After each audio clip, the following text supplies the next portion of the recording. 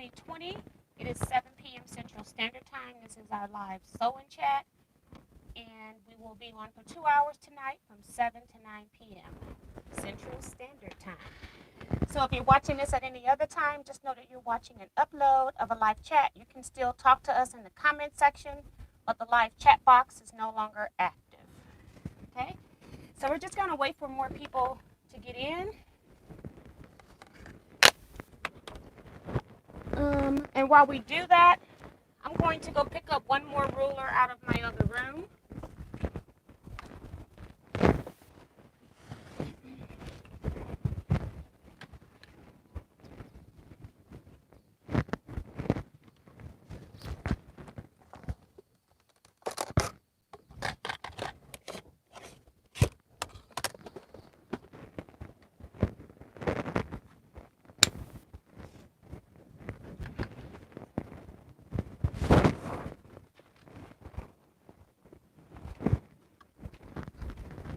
Sorry about that, guys.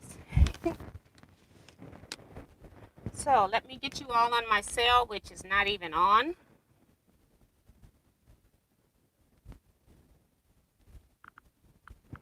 Okay.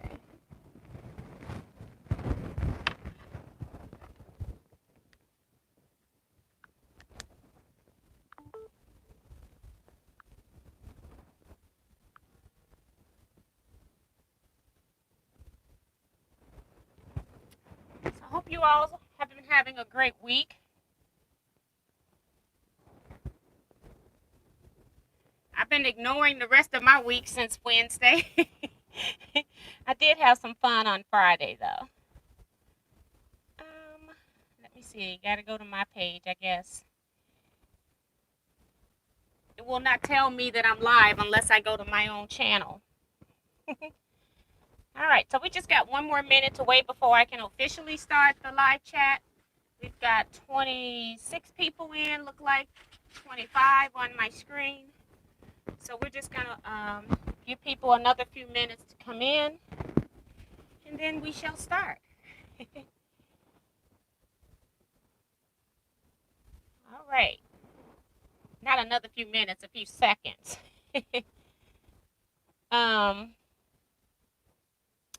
Let's see. We've got Kim Burris here. She was first today. She says, hello, Miss T. Got all kind of emojis following behind it. Very nice. Carla Ford is here. She says, good evening, T and Teaquilters. Diane 57 is here. She didn't oversleep on us today. Hi, Diane. I'm hoping you're feeling better. She says hi to everyone. Betsy is here. She says hello. Hello, Betsy. Joyce Baker says hello to everyone. And Kim says, it's okay, T, take your time. This is totally an impromptu sew-in chat because I just decided, I guess about 8:15 what I was going to actually do today. So that's why I was missing a ruler. Susan Morrison is here, says hi from Birmingham, Hoover, Alabama. Yes, that's where my family is from. Cool Gal says hi, T and everyone from cold and icy Maryland.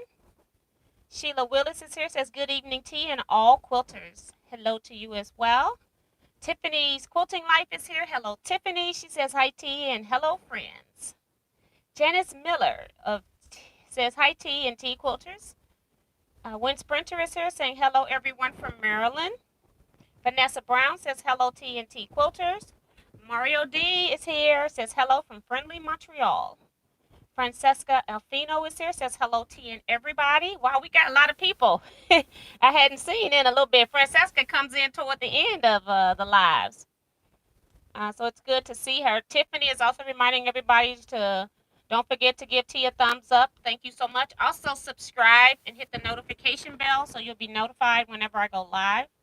Diane says, I've been trying to recover from my flu. Oh, my goodness. So I do hope you're feeling better. Marianne Levy is here. She says, or Levy says, hello from North Texas. Hello, Marianne, and welcome. Cheryl Klutz here saying good evening. Hi, Cheryl. Jackie K says, hello, everyone from Ontario, Canada. Snowy, rainy, can't make up its mind. Yes, I understand. Denise Sopatch 33 is here saying hello. Hi, Denise.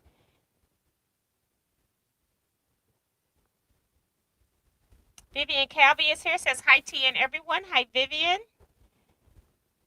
Kim is also saying hello to everyone joining in. I have great moderators. They tend to welcome everybody in. If you got any questions, they tend to help with questions, as well as some of the other tea quilters. So if you got questions, you can also pop those into the comment box. It can be on topic or not.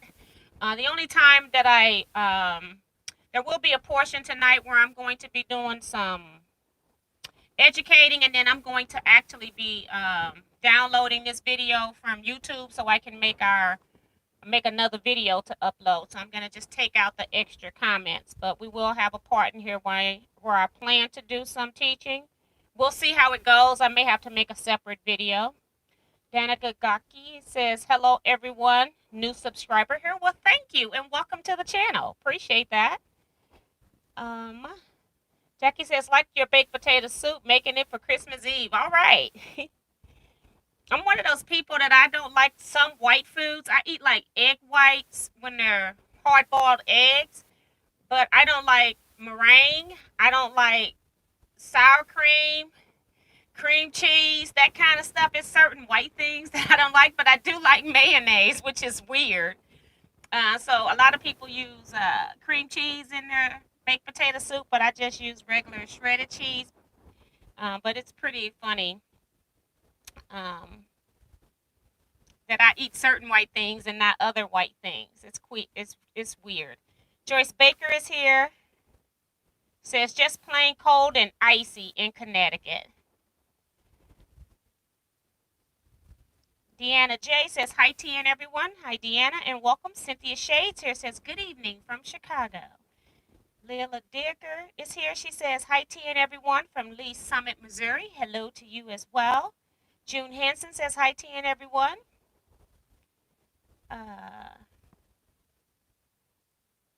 Tiffany says we just can't add links no more T. I'm trying to find out why. But so far, I haven't found a reason why mods can't add links anymore. I didn't know that. So that's something else that YouTube has changed, huh?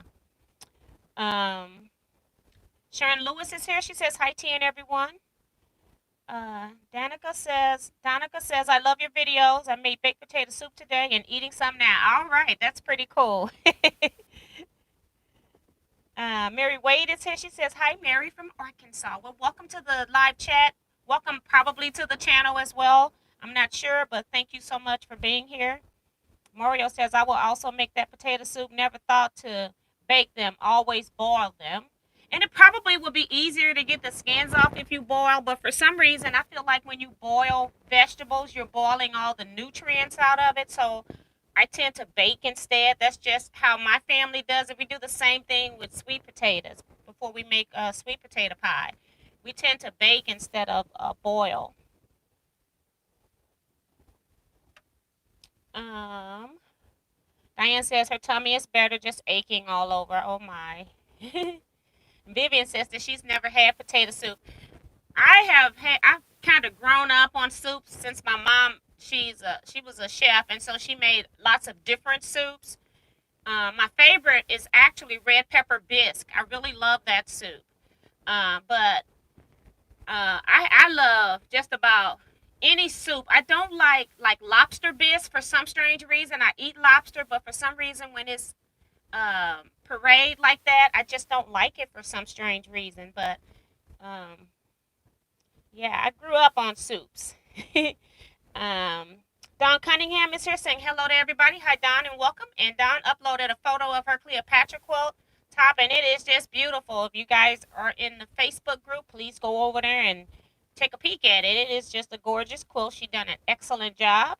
Deanna says, T, I love that baked potato soup recipe. Well, thank you. And Vicki Lemire is here talking to Diane, saying she was wondering about her. Tom Eckery is here, says, hey, T and T Quilters, remember that thumbs up for T. Thank you, Tom, so much. Appreciate it. Janet Mackerel is here saying hello, T and all. Hi, Janet. And let's see. Diane says, I boil my potatoes in their skin. Yeah, and a lot of people do because it is easier to get the skin off. And you actually have less waste, I think, as well. But I just have gotten into the habit of baking mine for some, that's just how my family did it. Tiffany, Tiffany's laughing at Scott. Scott says hi, T. Hi, Scott. Don't let Tiffany laugh at you.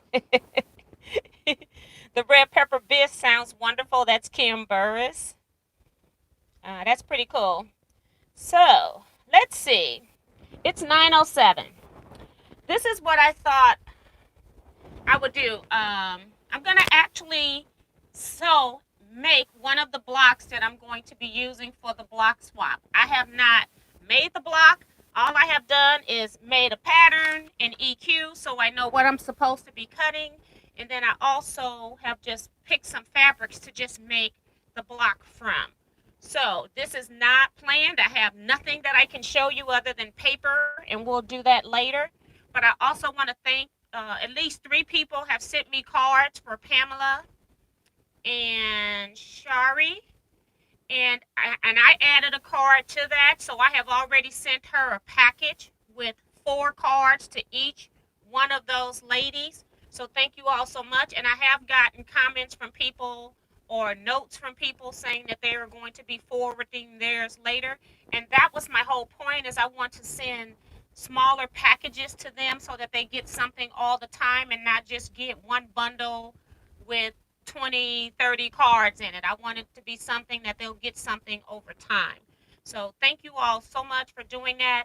Anything that I get this week, I am not going to go to the post office at all in the next week. So I'm just going to go in there and pick up. I'm not mailing anything because I don't want anything else to be in this Christmas mail rush. I've had just regular items mailed to me last week that took 10 days to get to me. Nothing fancy. Carla Ford mailed Betsy the Go, and it still hasn't made it to Betsy yet. It was supposed to be delivered on Thursday, and they're not even updating tracking information, so you don't even know where your product is. They just show you that your item has been received by the post office, and then they gave you this date that it should have been delivered, but then they don't even tell you where your package is. So the tracking information isn't even available. They're not even filling that up. They're not even scanning packages for the tracking information to go through. So the mail system is a little bit screwed up. I had some orders this week that I ended up mailing. I mailed my last one, I think it was yesterday evening. I actually made 2 runs to the post office yesterday because I got another order late in the day. But I wanted to make sure that it got in the mail as soon as possible. So anything that's probably mailed this week, you may or may not get it next week.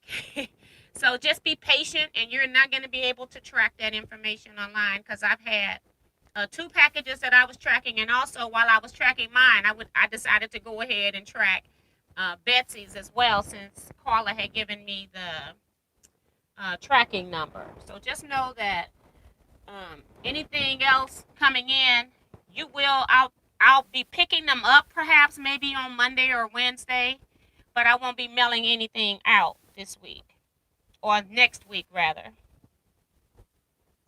So let's see who all has come in. Kathleen Champ is here, says howdy T. Hi y'all. Hi Kathleen.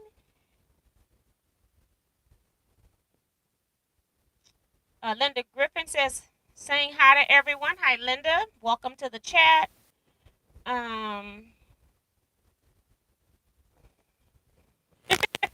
Tiffany says she don't have any headphones anymore since she was shocked last week. So I need to get a new headphones when Christmas rush shopping is over. Yes. And I'm not even thinking about even trying to go out, because I went out today to go pick up something from the Bernina store, the Bernina quilt shop, and it's cars everywhere. People are out everywhere. There wasn't anyone hardly in the quilt shop. It was only maybe like 3 or 4 people in the entire quilt shop. So it wasn't bad in there, but it's so many cars out on the street. It's just going to be a mess next week. So I can't even imagine what's going to happen in the last few days of shopping.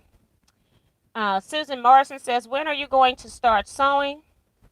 When I get to it, I guess. That's all I can say. This is a sew and chat. So I tend to welcome everybody in. You know, if you don't like that part, you can just wait for the upload and then you can just fast forward through the parts where I'm talking to people in the chat. But basically, whenever I get to it, Donica says the Christmas quilt behind you is pretty. I love it. Thank you so much. On my, I think the first Saturday in December, I showed a lot more of this quilt. I took my sewing machine down and actually talked about the pattern and how the design came out. So if you're interested in that, I think the first Saturday was December 3rd, if I'm not making stuff up, somewhere around there. So you can look at that. Ella Odom says, hi, Tea and Quilters. Hi, Ella. Welcome. Susan says, hi, T&T Quilters. It's cold here. Hi, Susan. And Cheryl says, I have vowed to not go to town for the rest of the year. It was horrible today. Yes, I said I'm not going out again. It was just too much traffic, and I didn't even get around a whole lot of people, just traffic. And Susan says, thank you. I'm new here. You're so welcome. Linda says, thank goodness I'm done with Christmas shopping. Was able to do it all online. Yes. And I haven't done any. Which is so sad. Well, I bought something for my friend. You all saw that, the Go Baby. So she's the only one that's got a gift from me. Isn't that sad? Mario says, here in Quebec on December 26th, all stores and non-essential businesses will be on lockdown until January 11th. Wow. Now, Canada is not playing. In Baltimore, the news showed mail trucks and tractor trailers full of mail that can't get unloaded. The packages and mail is not getting sorted. Yes. And I've seen too where I've had from businesses that ships a lot, says that, like when they even use UPS, that they're not even picking up the trailers. They ship so much that UPS just leaves a trailer. They leave a trailer. They bring an empty trailer at the end of the day. And then the next day they come back, pick it up, and they switch out the empty trailer from the guy delivering all day. And they say that they're not picking up their trailer. So mail's not getting picked up. It's just weird. And that's been going on for months. So I'm thinking that UPS is just highly understaffed at this time. And Cheryl says, I bought my own today online. Laughing out loud. That's funny. I don't know if she bought the Go or what, the cutter or what, but she said she bought hers. Jackie says, in Ontario, we're waiting for Monday. Looks like all southern Ontario is going into lockdown until January 14th. Want to curb the virus. That's right. Cheryl Bean is here. She says, good evening, T and everyone. Hope all is well. Susan says, I need to put my credit card in the freezer. Not going to stores, but I am buying online. Laughing out loud, need to stop. Yes. So we're going to go ahead and talk about what we're going to do today. I see stuff still popping up. And Linda saying that she had a package delivered today and was highly surprised. So this is the block that we're going to swap for next year. And we're going to talk about fabric placement and things like that later. And then I did this in AccuQuilt, so I will be able to upload when I get a video uploaded with just the pattern and not all the chat in it. Then I will also upload a handout sheet. It takes 2 pages. You got a little bit on the second page that needs to be printed as well. So it's a 2-page handout that's going to be available on my website. I will not be adding any written instructions to how to piece this block. If you want to know how to piece the block, then you're going to have to come back and be referred back to the video that I will upload. But what I plan to do, if it works well tonight, is download this video from YouTube, do the editing, take out all of the chats, and that way it's just the video. If that doesn't work, then I'm going to have to redo a whole new video that's just dealing with this. So we'll see which one I decide to go through, because I'm trying to figure out which would be the lesser of 2 evils. Probably just videotaping a whole new video, probably. So we'll see later. So let's talk about it. On each block, you're going to need to have some contrast. so that your block will show per se. When I showed you the diagram, you know, backgrounds don't necessarily have to always be white fabrics. And so I'm putting this into some color just so you can know that. If you want this white piece in the middle that is a staple that cannot be changed, you can put that in your background as well if you want. And you will only need to have 3 fabrics instead of 4.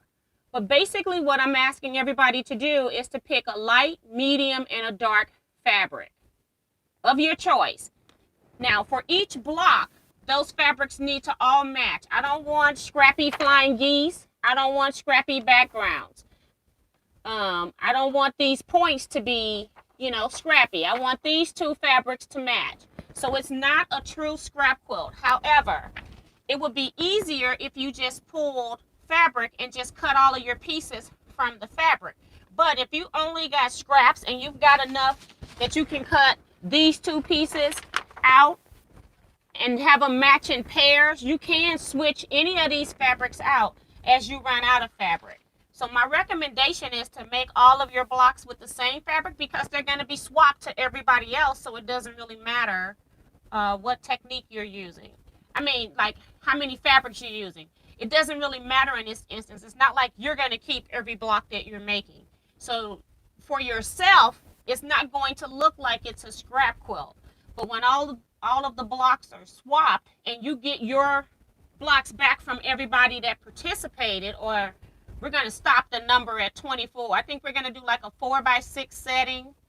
And then, so that means everybody will send in 24 blocks, and then you're going to get back, well, you can send in 23 if you want to count yourself.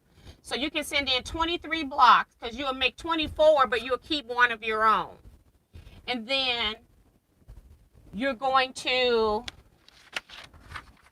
make the blocks. Kevin and I are going to exchange them, and then we're going to send them back to you, and you're going to have all different fabrics coming back to you. So now your quilt is now scrappy. So you can make this easy on yourself by just using the same material if you have it. If you don't have it, then you are more than welcome to make the blocks individually scrappy. But in these points where you see the red, I want all of those fabrics to be the same. Where you see the pink, I want all of those fabrics to be the same. And where you see the blue, all of those fabrics should be the same. So we're not making a scrappy block per se. In the center here, we're going to actually sign our name, city, and state in here. Name, city, and state. And if you're from a different country, you're more than welcome to add that as well, so we know that you're not USA. It's, you know, it adds value to quilts as well if you're going to put it into a show or something like that. Okay. So let me see if we got any questions so far about what I've talked about.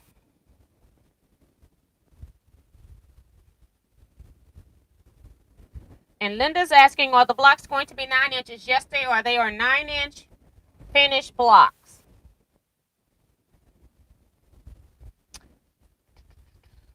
Linda says, I think I'll participate this year. That'll be really cool. Just want to make sure. And Linda's also saying, okay, so no scrappy, no scrappy. We don't, we're just trying to do something a little different this time.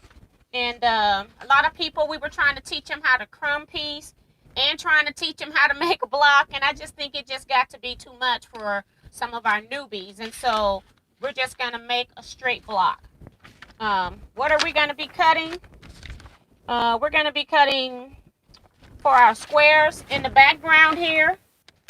According to EQ, we're going to need 4 2 3/4 inch squares, 4.75, 4 2 3/4 inch squares. I don't know what I'm talking about.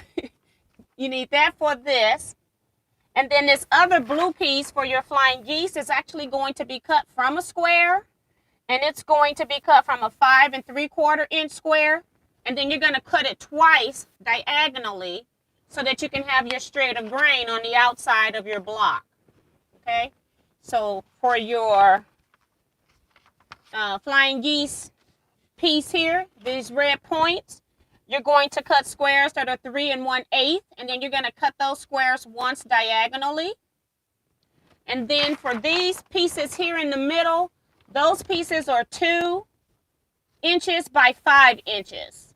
And so you'll need 2 that match, and then you need to have 1 in the plain muslin or Kona cotton, white muslin or white Kona cotton. I prefer if you could use Kona cotton for the white. You only need a 5-inch strip because you can, well, you need a 10-inch strip because you can make, when you cut a strip 5 inches, you can get 20 pieces at least out of that strip. So you got to send in, you got to make 24 blocks. So you'll need another strip. So you need, I would say, at least get a third of a yard of fabric, either Kona cotton or Moda solids, something like that. We want it to be white, and we want a nice quality. We don't want really thin because you're going to have to write on that as well. And then we don't want to be able to see the batting underneath that white square. That's why we don't want thin white fabric. Okay, so we've talked about what we need.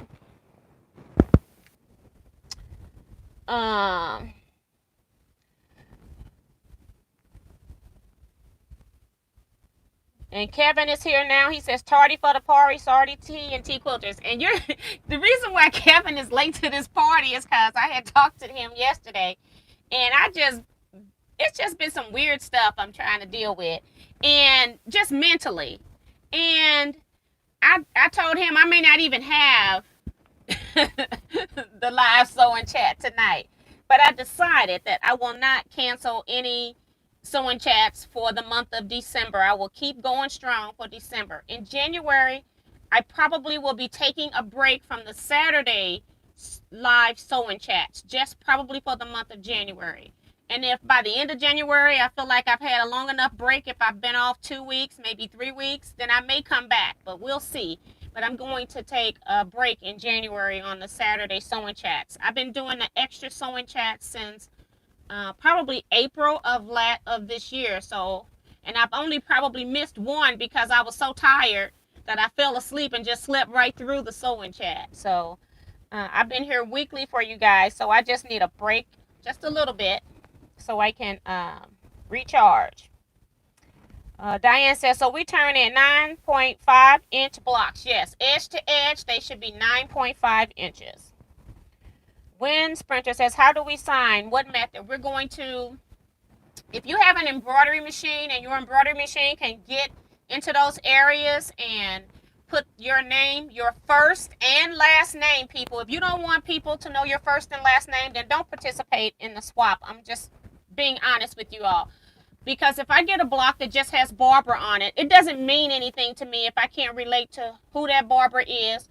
Or it could be a popular Barbara, and if I'm getting my quilt appraised or something, if I'm doing something fancy with it, then if somebody's name in there that appraiser recognizes as being someone influential in the quilt industry, your quilt is appraised at a little bit higher.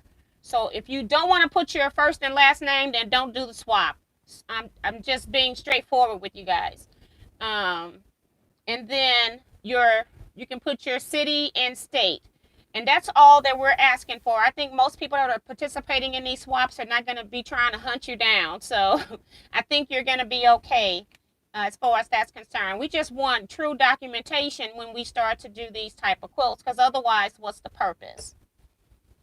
And then how do we sign? You can sign with your embroidery machine if you want. I will not be doing that. I'm going to actually use a Pigma ink pen, and I talked about that in my last swap. I'll make sure that I put that into, have to figure out, it's a Pigma pen. I don't know if I got one in here or not. Let me check for just a second. I got some brand, but I may not have the actual pen.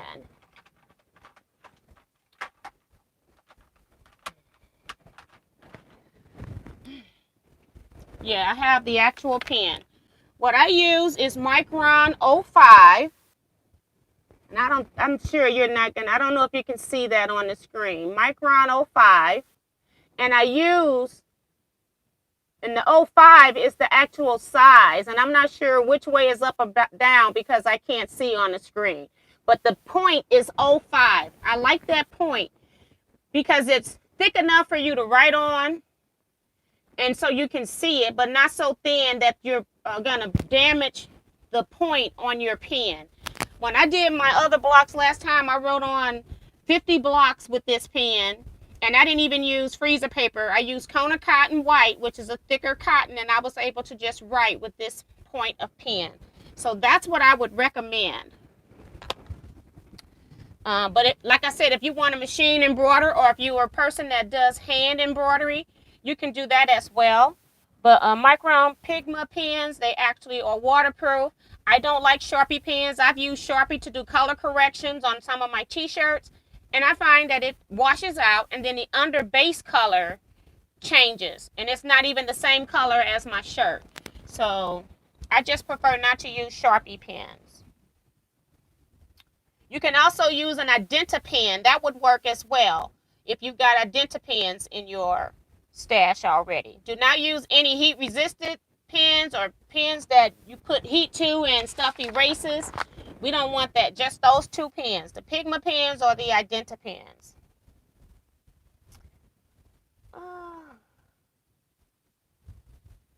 And Tiffany's saying, not sure about this year because I still haven't put together. Last swap quilt is ready to do. Just need to get it done. And I'm in the same position as you, Tiffany. I have not put together the last one. But as soon as we finished the last swap, people were wanting to know if we were going to do another swap in 2020. And I said, no, we're only going to be doing one swap a year.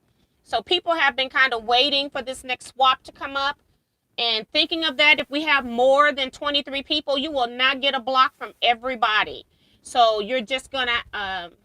I will try to make sure that I make a block for everybody since it's my swap.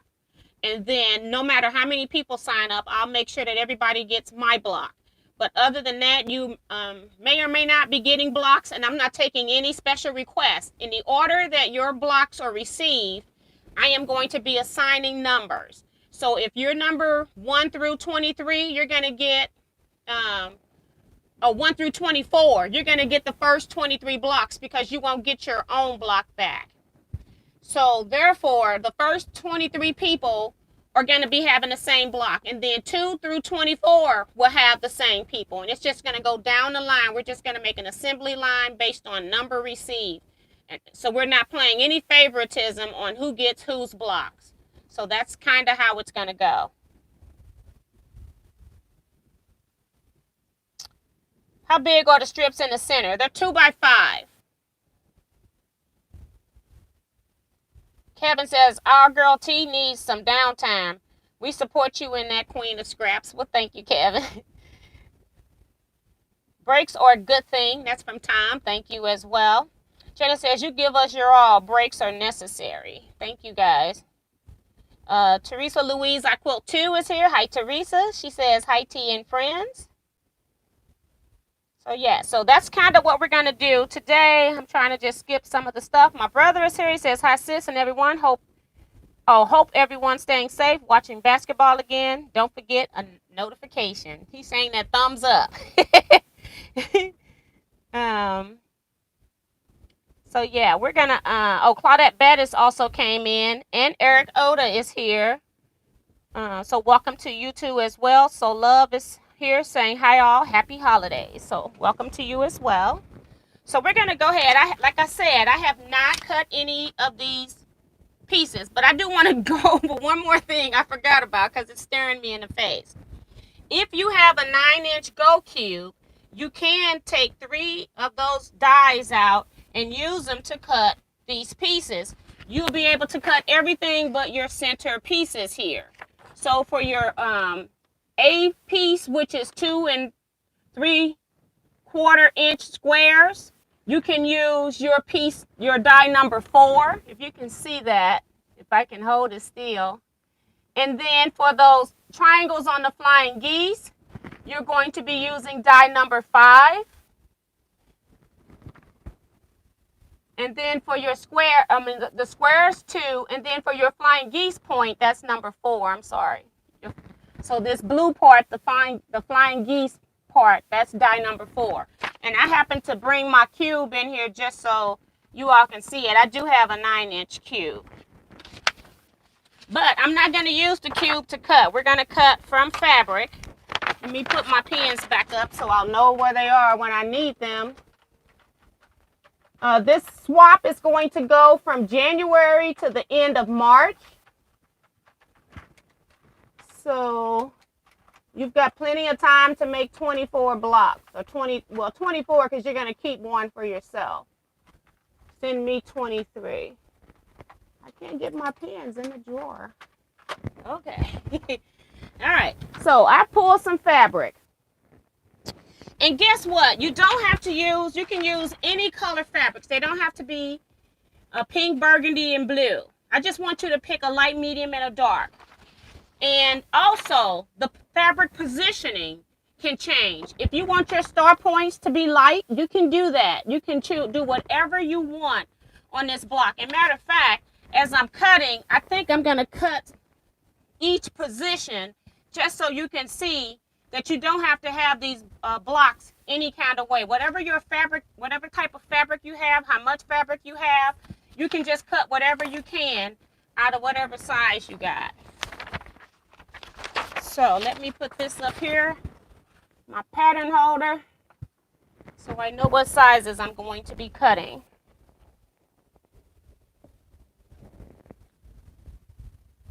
And Betsy says, I would like to join the block swap. That's going to be cool.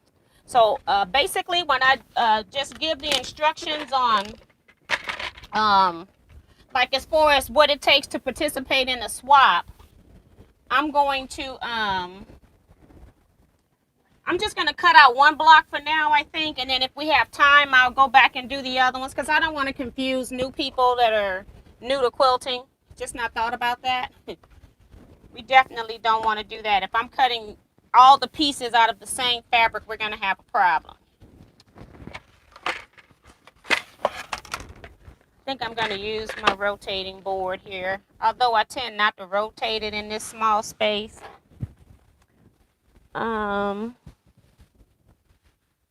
C-Rex says, wait, I need to go get my scissors and get cutting for this. That is funny. So I'm going to be cutting, I'm going to make this fabric my star points, I think. And it's the light. In the fabric I use, in the pattern I use red as my star points, but I'm actually going to use this light one as my star points. So for my star points, I'm going to need 4 squares that are cut 3 1/8 of an inch, and then I'm going to cut them once diagonally to make half square triangles. So that's my first task. 3 1/8. That's the only weird measurement. And some people don't like dealing with eighths, but they're right there on your ruler. It shouldn't be a big deal. And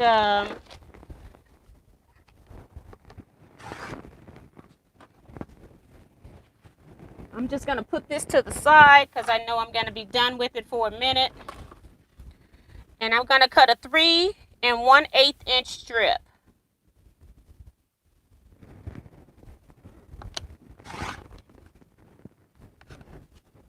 And I'm just going to put all of my fabric strips, trash to the right because I'm going to recycle it into a bag that I give to my friend. And matter of fact, now that I've got my strip cut, I went to go back and get another ruler so that I could go to it, but it's only 3 inches. So I still can't use it. Let me use my square ruler. We need 3 1/8. I just try to, whenever I'm cutting material, especially small scraps, I try to use the appropriate size ruler for the scrap that I'm cutting. So I have my rulers laid out in front of me and I can grab what I need. So I need 8 of these patches for the flying geese point. So I'm going to cut 4 squares. I got my fabric folded in half, so that's 2. And I need 2 more. Then I have a little piece left. And now I'm just going to take one of my rulers and cut once diagonally on these squares. I can even stack them if I want.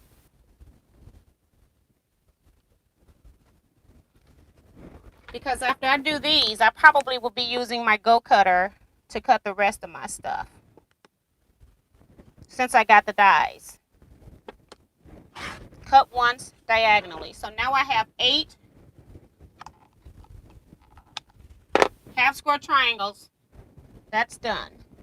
So now I got to figure out which one do I want in the middle and the background. So I'm going to make the blue in the middle, and this is going to be my background.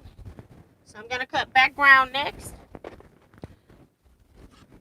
For the background, I need 4 squares that are 2 3/4. And then I also need a 5 3/4 inch square. So what I'm going to do is cut a strip 5 3/4, because remember, I'm making more than one block, and then I'll just come back to this strip later on and cut some more pieces out. 1 2 3 4 5 3/4. It's almost 6. So we're just going to do a rough cut to make sure I can get my piece out of it. Again, I'm just going to put this over there. Just trying not to let it get wrinkled up, hopefully. 5 3/4 now. I just got a straight edge.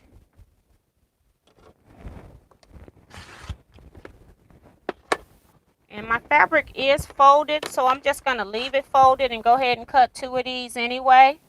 I'll have it for the next block.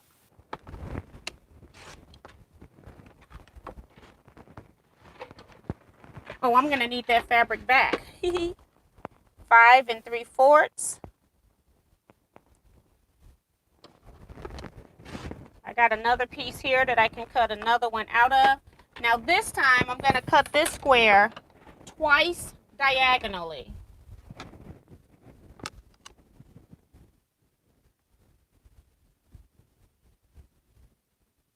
So I'm lining up point to point,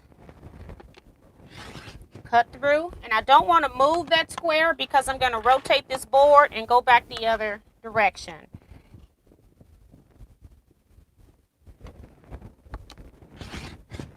Okay, so now that I've done that, they may look like they're half square triangles, but my straight of grain is on the outside of this block. So it is different from this half square triangle where the straight of grain is on the 2 edges here. This straight of grain is down here just on the bottom edge. I'm going to need this fabric back because I need to cut a 2 3/4 inch strip so I can cut 4 squares. This is my background fabric. And I'm trying to see if I can show you all a picture. I don't know if you can see it if I turn it. Yeah. So I'll leave you all with this part so you can see what I'm doing that way. So I'm actually putting the pinkish reddish fabric in my background. So I'm just letting you know that you don't have to follow my cutting colors. So that's why I'm mixing them up. They can be any colors you have. 2 3/4 inch squares is what I'm looking for. Need 4 of them.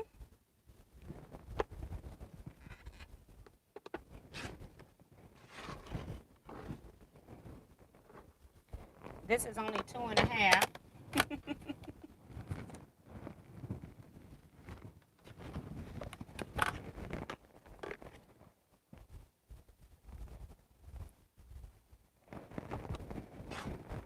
Need 2 squares. No, I need 4. Sorry. I need 4 squares. And I'm just going to put that up there. I can use it later. 4 squares.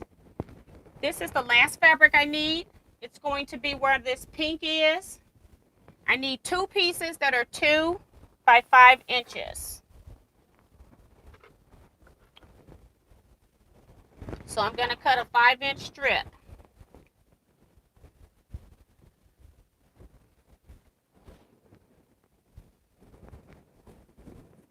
So I've got, this is full yardage piece here. So I'm going to square up one side.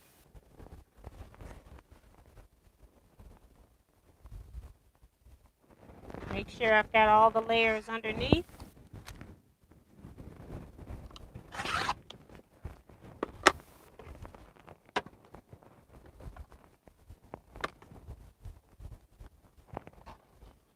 I'm cutting 5 inches wide.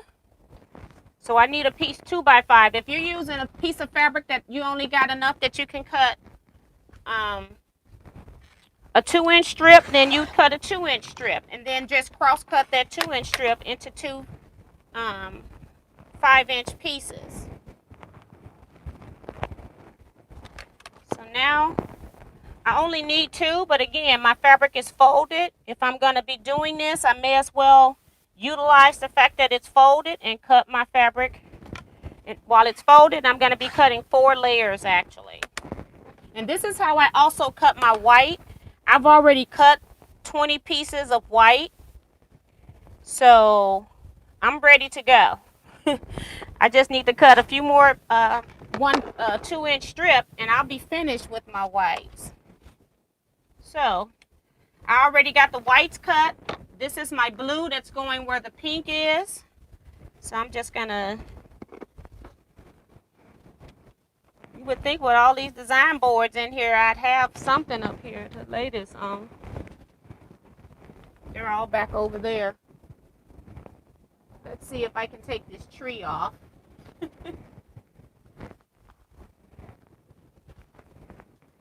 Yeah, we'll take the tree off this one. And we'll just put our block on this board. So I have my white piece I just put down, my blue, and then we're going to make flying geese units with this. Oops.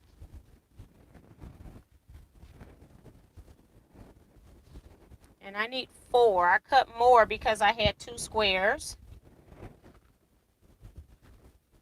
And then we've got the triangle points of our geese, which I made a light fabric instead of a dark. So you can switch up the placement. You just want to do light, medium, and dark so that you'll have contrast when you put the block together.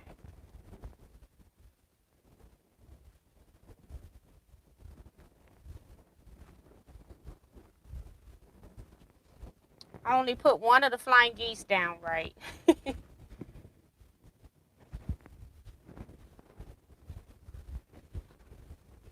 And I'm not putting it on here perfect either.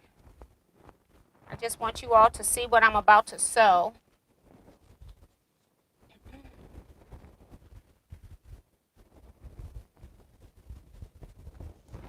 And then our last 4 squares for the corners.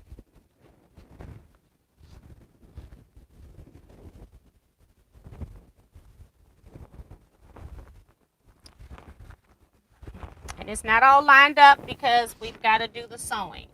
And so this is the block that I'm currently making where I'm using light points for the stars instead of dark. So you can put these fabrics into any position that you like.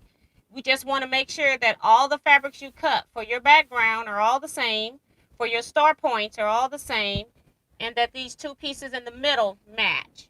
They're not to be scrappy blocks. Okay. So let me make sure don't have any questions here.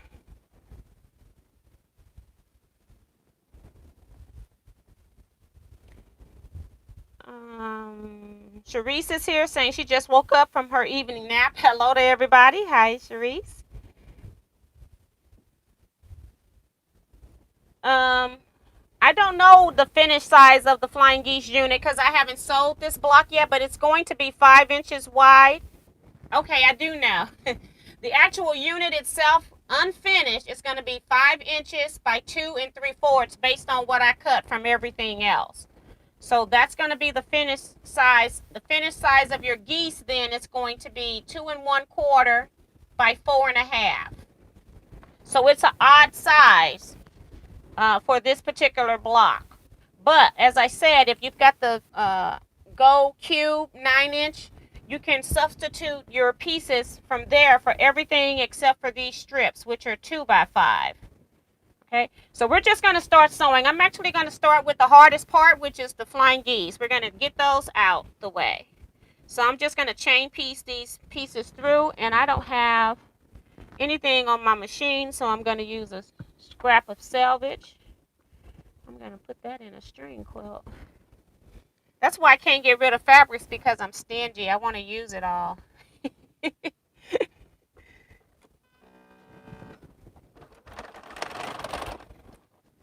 Okay, so got the flying geese unit. We're going to be sewing these together. And again, if I had cut this on my with my go cutter, I wouldn't have all of these dog ears that I'm having to deal with now. So, but you can definitely cut this block. The only weird measurement is that 3 1/8 inch square. You need 4 squares that you're going to cut in half, but I don't think that's bad. I've worked with that. I've worked with cutting 8s before. Some people don't like cutting 8s in increments of 8s. But it's not a big deal. I guess I need to cut my iron on. Move my cell phone cord out the way. And I'm just sewing a 1/4 inch seam here. I'm not doing a scant right now. I think just sew with a 1/4 inch seam. I think most people are going to do something where they either frame the blocks out or do something else to make them all fit, because I'm telling you, you can have a room full of the best quilting experts, and when they start sewing those blocks, they're all going to be a different size a little bit. So you're going to have some blocks that are not going to be the same.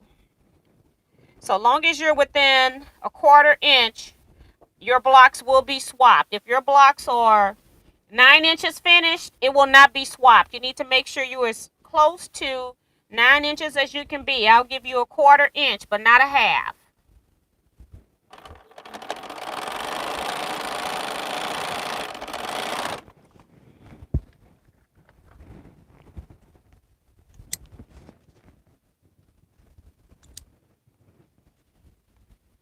Some people don't like putting sashing around blocks, and so they want all of the blocks to fit. If you're not doing it, cutting the right size and sewing the right seam allowances, it's going to make it more difficult for that person to make the block. I really would like to do 1/8, but I'm trying to be generous, because you can easily ease in a block that's 1/8 of an inch short. The bigger that block is different from the other ones, the harder it is to make that block fit. So I've got half of my flying geese made. Got the points pressed up towards the actual star point. And now we're going to put the half square triangle on the other side. So we're sewing a half square triangle to a 1/4 square triangle, making sure that we have edges that are straight of grain when we're done sewing. And there are many methods to making flying geese. I'm doing this method for people that don't have the specialty rulers, don't have AccuQuilt Go cutting systems. So I'm just doing it this way for those people so that everybody can participate.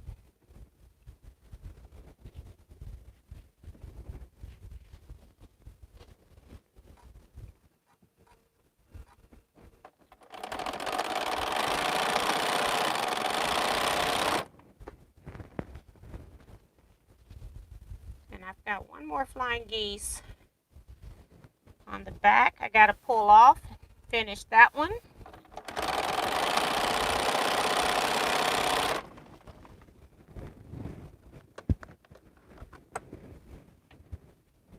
Here.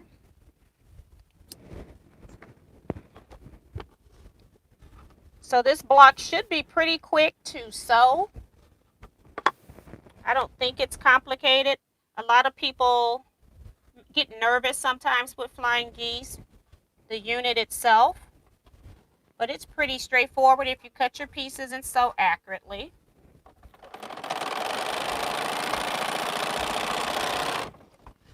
All right, so I'm going to now take my blue piece and I'm going to sew I'm taking this white and I'm going to sew a blue piece onto either side.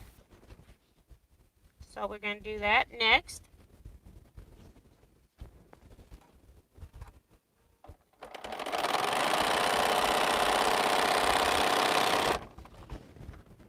Okay. Take off my flying geese units here.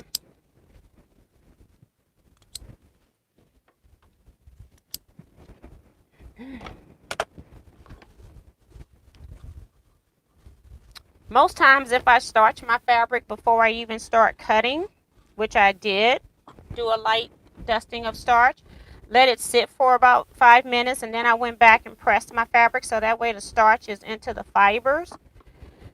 I can just finger press or use my press stick. I used to use my fingers, and I think that's why my nails are bad now.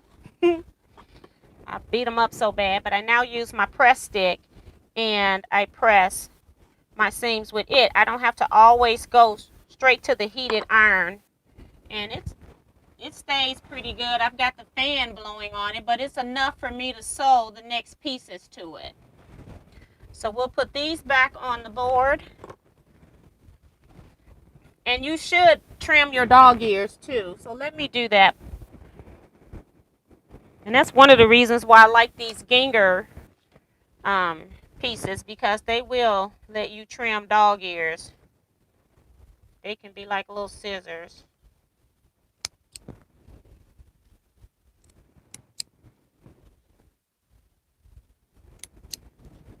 So that's one. Forgot about that. I'm so used to die cutting. I would never be cutting this like this. I go straight to my die cutting.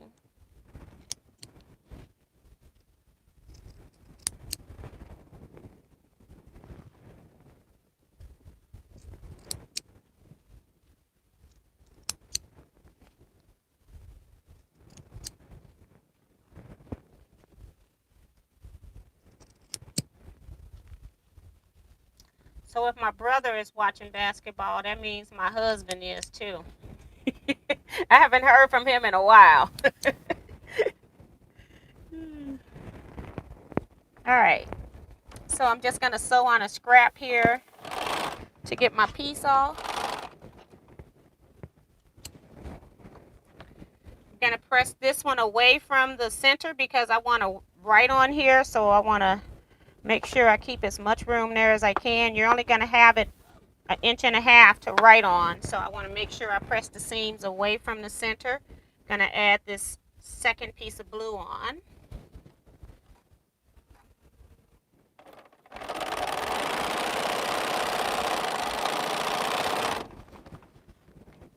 Okay.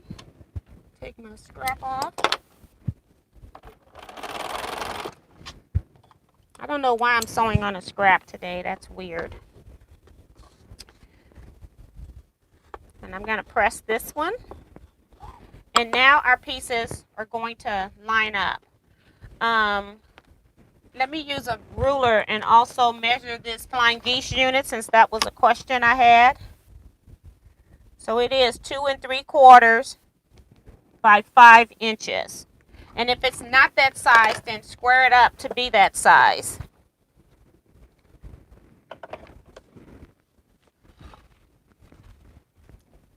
So I'm just laying my pieces back out so you can see them all back into positions before I start sewing.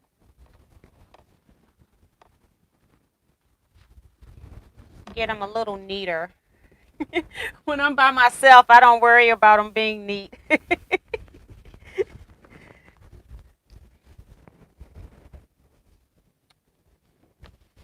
I still want to leave space in between them so you all can see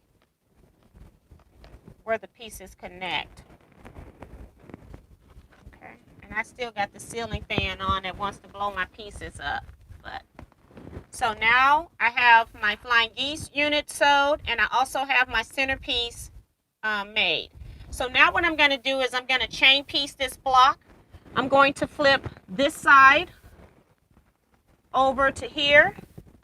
I'm going to sew 1/4 inch seam, and I'm going to do that all the way down the block, like that. Let me make sure I don't have any comments here. T, I'm sure I missed it, but what is the finished size of each blanket unit? 2. The finished size is 2 1/4 by 4 1/2.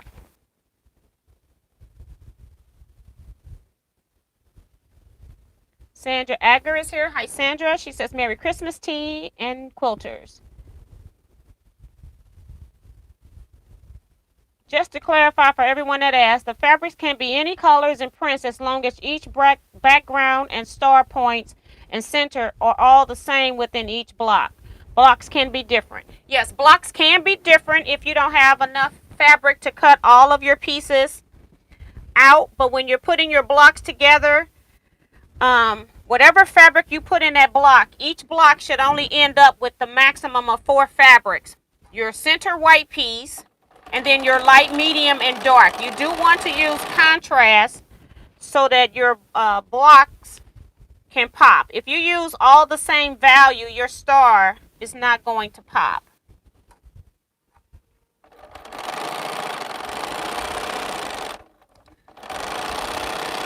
So I guess I will be writing some kind of instructions, huh? To make sure everybody's on the same page. Like, you can't make them all jewel tone colors. It's not going to pop. Jewel tones is my favorite, so that would be easy for me to do, is to want to make everything nice and bright.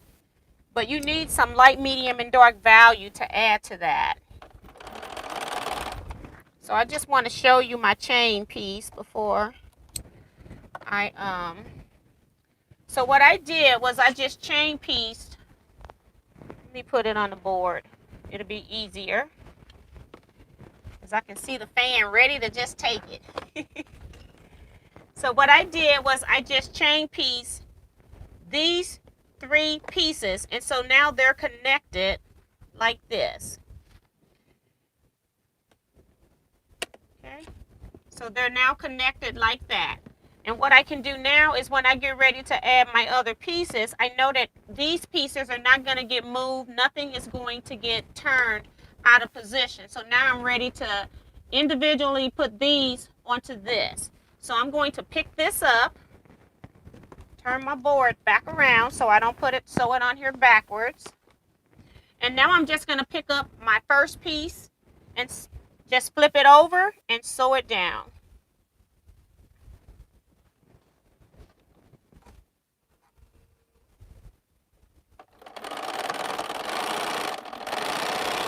Let me take off my piece so I'll have it and don't have to go searching for it later. Now I'm at the second piece here. I'm just going to take my piece, bring it over, and then just turn it over. Just flip over. You don't want to be doing the whole turning thing, because then you're going to be turning your block.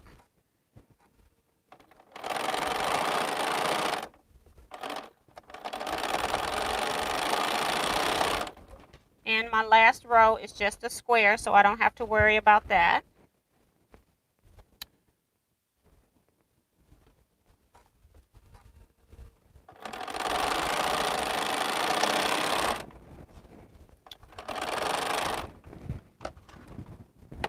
Oops, I stuck my machine. It just poked it. All right, so now I've got all of my pieces all chained together. Okay, so now what I'm going to do is I'm going to press my seams. The top row I'm going to press toward the squares. The middle row I'm going to press toward the center so that they're facing these 3 strips in the middle. And then the last rows I'm going to press those out. And that's going to make it so that my seams nest when I go to when I go to sew them together. They're going to be going opposite directions. So no need to press seams open for these. Just trying to make it easy for people when you've got to make so many for a block swap. But if you want to press your seams open, that's great too. But I'm trying to make it quick for people to make these blocks. So let me press.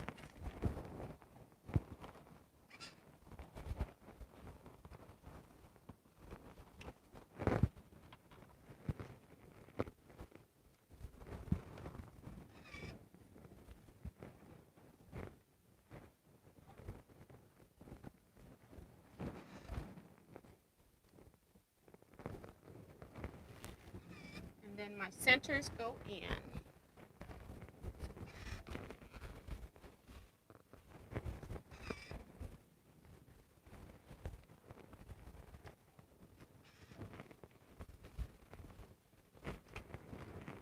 Okay, so I have everything pressed. I'm just going to turn it to the wrong side so you can just see that it's how it's pressed from the back.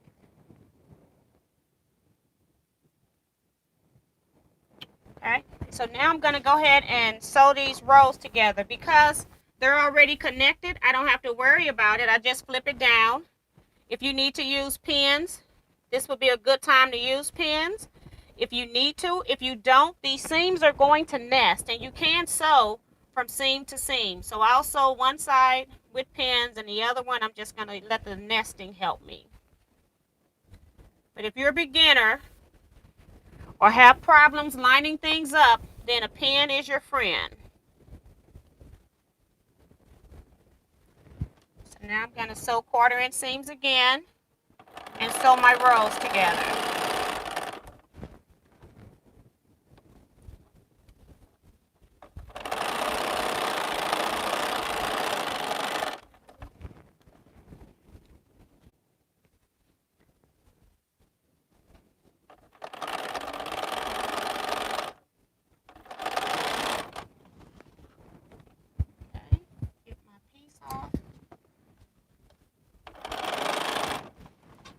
Take my seam I just sewed one side, I'm going to do the same thing to the other side. So I'm just going to flip it down and sew this piece, sew this row.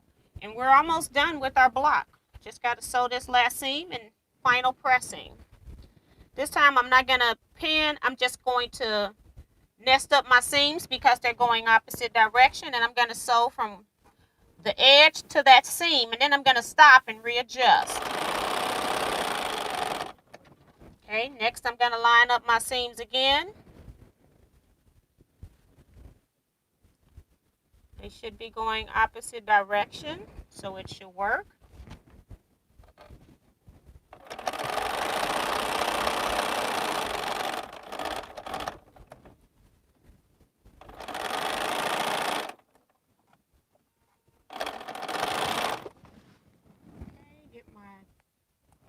Starter piece off.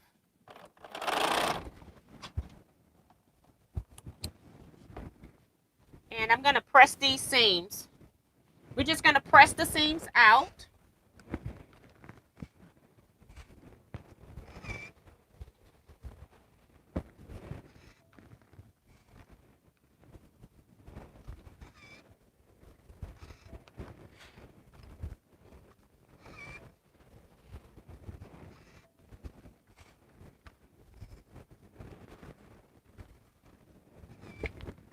Okay, put it on the board so it's flat so I can show it to you. And that's the block. Very simple block to me to make.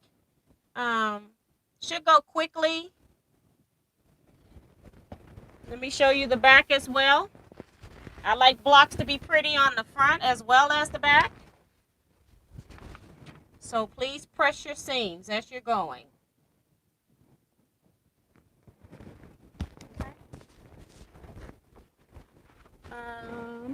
I don't know if I have my big ruler here. I don't have a square up ruler here to measure this with, but I can use my 12-inch long one here just to see how my sewing is. Let's see.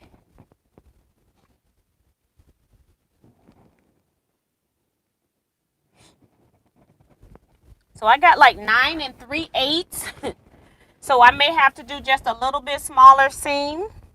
So I've got 9 3/8, and that's what I'm telling you. When you start doing blocks, you've got to figure out what you need to sew. So I can sew just a little bit smaller. It's not a whole lot. So that's why I'm saying a 1/4 inch you can kind of work in, a 1/4 inch. But when you start talking about block being just 9 inches, then it's going to be hard to work in a 9.5 inch piece with a 9-inch piece.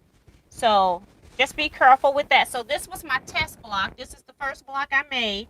So I either have some seams that I put a bigger than a 1/4 inch, and this is my first time really piecing this type of stuff on my Bernina too, because all of my other stuff has been big stuff, not actual flying geese or half square triangles. So it looks like I have a 1/2 inch here. See, I always get a ruler and go back and check my seams. And I've got a 1/4 inch there. I said a 1/2 inch. I've got a 1/4 inch. I'm measuring 1/4 inch from the end. And no, they're not. They're not too big, so I don't know. I'm going to have to figure that part out why my block is a little bit off. Because my seams are not too big, but my block is not right at 9.5. So, and it should be 9.5 edge to edge for a 9-inch finish. So it's a little bit shy, but it's a pretty block. Right there. Whoops. Turned it sideways. So yeah. And your point should be down a 1/4 inch so that when it's sewn to the next block, you don't lose your points. Your points, this pink fabric, the light pink, should not be up here. You should have a 1/4 inch from where this point ends to the edge of this block. So when you sew it, you'll have a point still left and you're not going to sew off the point.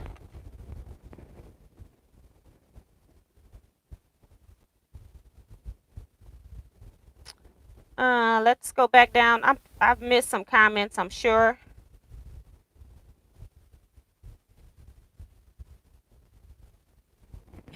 Eric says that he hates cutting 8. At least it's only squares you've got to do it with. It's real easy. It wasn't too bad. And Diane says, I have to go, guys. Sorry, can't stay. Meds are taking over. Okay, good night, Diane. Hope you feel better.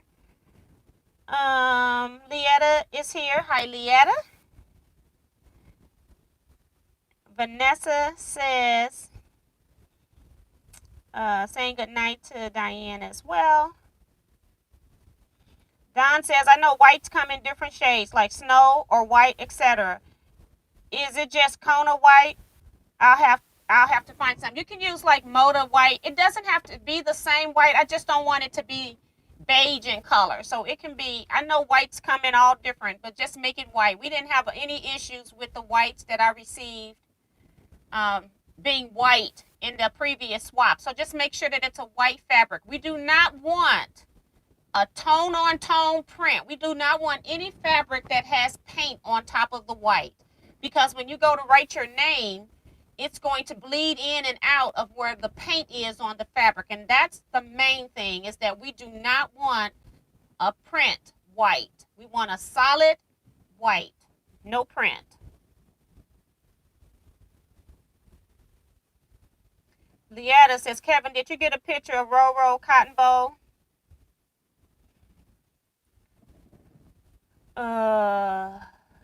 Vivian says, good night, Vivian.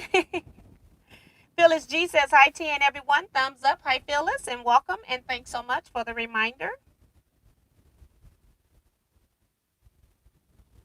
Donica says, I'm thinking about getting an AccuQuilt. Is it worth the price? It depends. Right now, they've got the AccuQuilt Go at half price. That's the cheapest I've ever seen them offer it. And then they also have coupons where you can get additional off. And if it's your first time registering to the site, I think they give you another 10 or 15% off. So you can get the Go at the cheapest rate as you can ever get it at this point.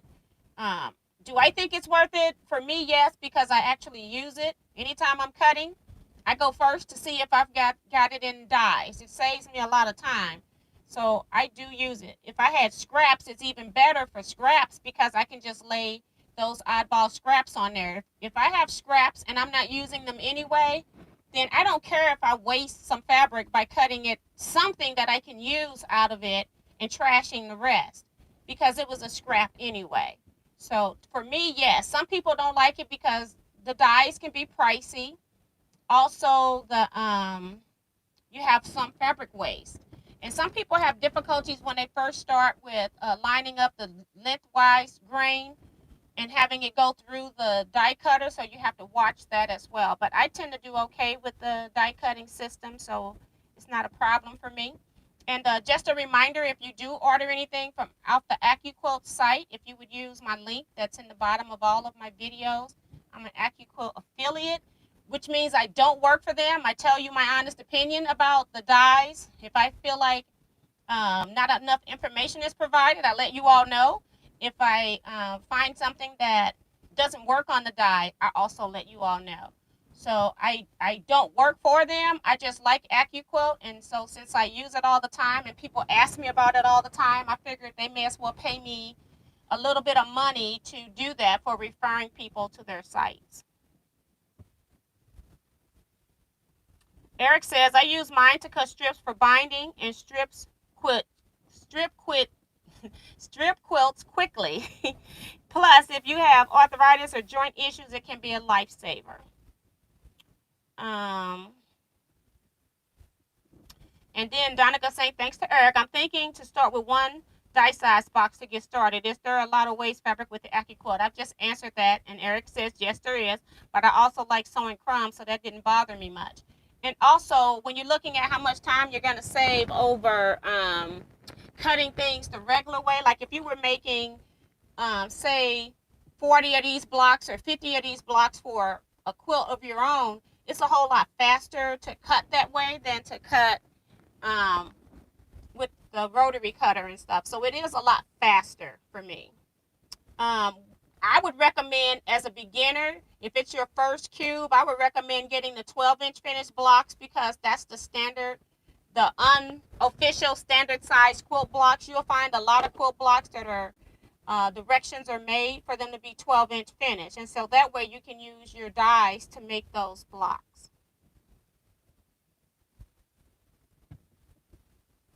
T, that block is gorgeous. Thank you, Kim. Don says, oh, and then Donica says, there's a Facebook group called AccuQuilt and Beyond. You should join. Lots of questions answered about different machines, dies, and etc. And Lori Plymere is here, says, T, you now only have 23 more to make. Exactly. Well, I'll probably end up making more because I'm going to probably have more than that many people. But what I don't want to do, when Kevin and I was swapping these blocks before, and we had, I think it was like 45 or 44, something like that, people. And everybody made 50 blocks because we had 50 people sign up. That was a lot of blocks to count, number one. That was a lot of blocks that we had to find a space for, which Kevin was graciously offered his space. He had a lot of space, and we used it all so that we could swap those blocks out. And we just don't want to spend another 8 hours swapping blocks. That was a long day. I got to Kevin's house about 11 o'clock or something around there. And I didn't leave Kevin's house till almost 10 p.m. And we were talking. We had lunch, but we weren't like messing around. We worked that entire time, and it took a lot of time for us to do that, and we decided we didn't want to do that again. So we're limiting the number of blocks that people make, which in turns mean that you're not going to get a block from everybody that's in the swap, but you will get a block from 23 other people, plus your block will make you have 24 blocks. So that's why we are limiting the number of blocks that people make. Tiffany says, it's going to be a wonderful swap. Now to decide if I should join or not with everything I'm already doing. Just do it. You got to the end of March to get your blocks in. And Cheryl's also reminding people to hit the thumbs up. Thank you, Cheryl. Appreciate that. Mario said, the only thing holding me back are the flying geese. But if you give specific cutting instructions, I will join. And that on this sheet, for the flying geese, that's the B piece on here. I'm just going to pull it up to the screen. You cut a 5 and 3/4 inch square, and you cut it twice diagonally. And they just show you that in the diagram. So those are your A, B, and C pieces. And then the D pieces is the middle section here. And those strips are just 2 inches by 5 inches. And that's on the second page of the instructions as well. But, you know, so it's there.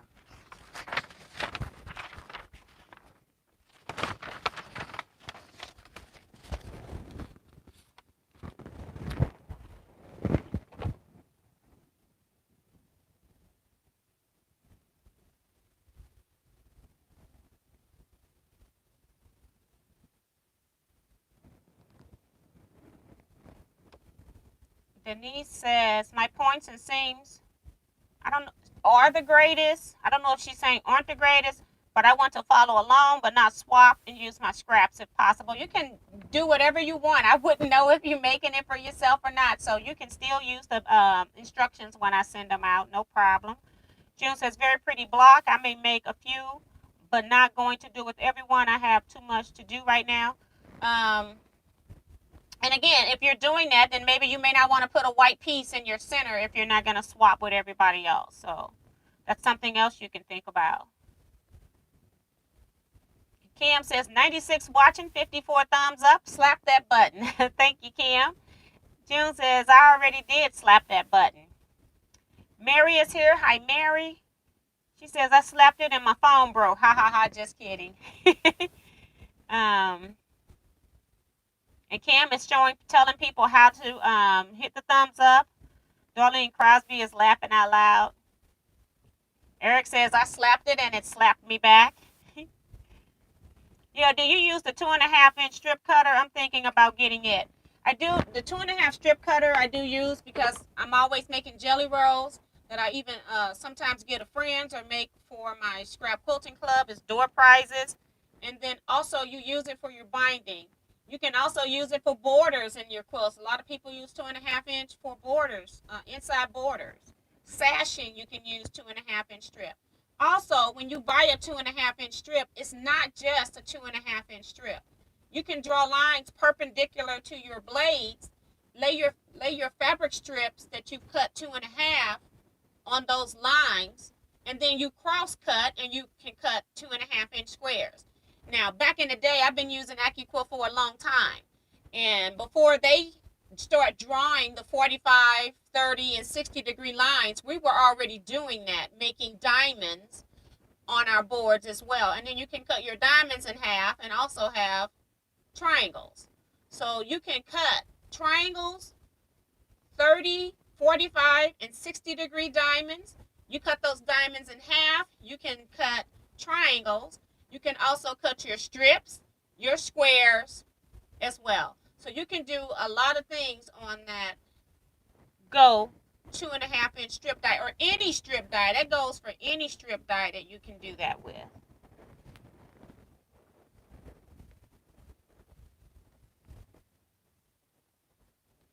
Danica says, oh, I think you talked me. I too get in the Go AccuQuilt Go. I'm trying to read it. I will use your link, T. So thank you so much. I appreciate that. And a lot of people have been using. I know a lot of people, they had them Go systems so cheap. A lot of people have been using it, and I have been seeing the results of you all using it. So I really appreciate those that have been using the link.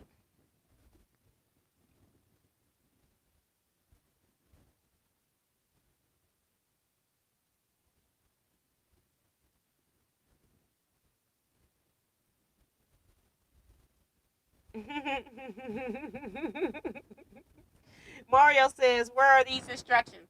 They're right here with me right now because there is no video to attach a link to, okay? So once I have to figure out how to get these over. But what it's going to take me maybe a day or two to get the instructions attached to this video so you can come back to this live. I'll put a comment up and I'll pin it as well as I'll put it into the instructions. I don't know. I'm hoping that I will do another video later that's just about the block and not all the other stuff that's happening in chat. So maybe I'll just go ahead and just make a new video and then attach it to that as well. But I'll also attach it to this video. And I'll have, I guess I'm going to have to go ahead and write some kind of pattern, because I need to write down what the specifications are for fabrics and things like that, which Electric Quilt doesn't do. So I'm going to have to do a pattern of some kind anyway. Yes, you can. That's Kathleen Champ saying, can we get the printout, T? So give me a couple of days. What I'll do tomorrow is that I'll go and just record a whole nother session of me cutting these pieces out. Or I'll just cut the pieces out and tell people what I did to cut. Maybe that'll be easier since I've already started cutting. And then I'll make just a video for this, and then I have to write those instructions. So give me a couple of days at least, and hoping that my editing software works and that YouTube works, okay? So hopefully, if you don't see it by Wednesday, just send me, remind me in the Wednesday live chat if you don't see something uploaded by Wednesday, and or a link to the pattern onto this video. I'm planning to do both. Darlene says, if it works well, I love it. I don't like those pink edges, and I hate those pink edges too, because they just leave a mess. And I've even tried cleaning them before I start using them, and it still doesn't work. She says, I'm going to buy you 3 times reward points tonight too. Yeah, and they have been having certain specials, especially during the month of December, but they've been having a lot of holiday specials that they've been running, and they're now doing like a 12 days of Christmas, where I think if you spend $200 today, you get some dye for free, and every day it changes what the 12 days of Christmas deal is. And Don says that she mostly just used the 2.5-inch strip for binding. That's great. Charlotte Williams is here, says, does AccuQuilt have a die for the Flying Geese block? They do have dies for Flying Geese blocks in various different sizes. It's even inside of this Go Cube here that I have pushed to the side. And it will make the actual size that I need for this block, because I have a 9-inch finished block. And the reason why I did 9 inches is because when we did the 12 inches, people were saying that those blocks were too big. So I just took it down a size. So that's why we have a couple of odd measurements, because of me making the block smaller. People didn't want to make big, huge quilts, and so I just decided to make the block smaller. Trying to make people happy. I'm listening to the input that I got last time from the swap. Darlene says, Don, I use 2 1/2 also for binding. I see some blocks say to use 2 1/4, and you have to buy a 2 1/4 die strip. They have that as well. 2 3/4. They have them all in different sizes. You just have to buy what you think you're going to use the most. Mario says, cool, count me in. Thanks. Madeline Shepherd says, hello, T. Hello, Madeline. Teresa says, hello, T and all. I bought a bag of potatoes and cheddar cheese today. That's pretty cool. Darlene says, there is a free block. Spend 200. It's the snail trail block. And I just couldn't remember what block. Thank you for the information. But I knew it was, I read them every day. And sometimes I've been sharing stuff on my Facebook group, but I'm trying not to like bug people over there with posting all the time. So a lot of the big deals was Good Friday week and the days that followed, the week that followed after that. They really had great deals on a lot of stuff. But like I said, that gold dye right now is at $149.99, so $150. That's half off of the go. And if you sign up, if you're new to their website, and you sign up for email, as soon as that screen pop up and say sign up for email, and I can't remember if it's 10% or 15%, on top of that $149.99, they're going to give you another 10 or 15% off of that. And then because you've already spent, I think, over $100 in shipping, it should ship for free. So you don't even have to pay for shipping. And then also, if you're ordering dyes, do know that you have to purchase the mats to go with that particular size dye. You only need to buy 1 mat per each size of dye. But you do need to make sure you buy your mats. Some people didn't know that they bought the strip die and didn't buy the strip mat, and then they couldn't use the strip die because they didn't have a mat to go over it. Madeline says, Shepherd says, I've never used AccuQuilt, and a lot of people haven't. And that's fine too. A rotary cutting works just well. As you know, you can still participate. It doesn't. That's why I'm doing this as a regular cutting, but I'm letting the people know who has the Go 9-inch cube. I'm letting them also know what they can use to cut the block pieces. Remo is here, says good evening from Bowie, Maryland. Hello and welcome. And she's also reminding everybody to hit the thumbs up. Eric says dinner calling. Good night, everyone. Bye, Eric. We got a half hour officially left.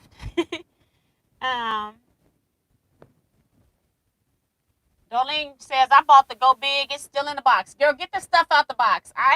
When I spend my money on what I consider to be big ticket items, I don't let that stuff sit. I get it out the box and start using it. Even if I don't use every die, I make sure that I start using that system, even if I'm just cutting 2.5-inch strips for binding on my quilts. It's going to get used. Get it out the box. And if you can, I think a lot of people have the Go systems or die cutting systems and they don't use it. And I think one of the main reasons is because they don't make a dedicated spot for it. So I know some people have small areas and you can't leave stuff out.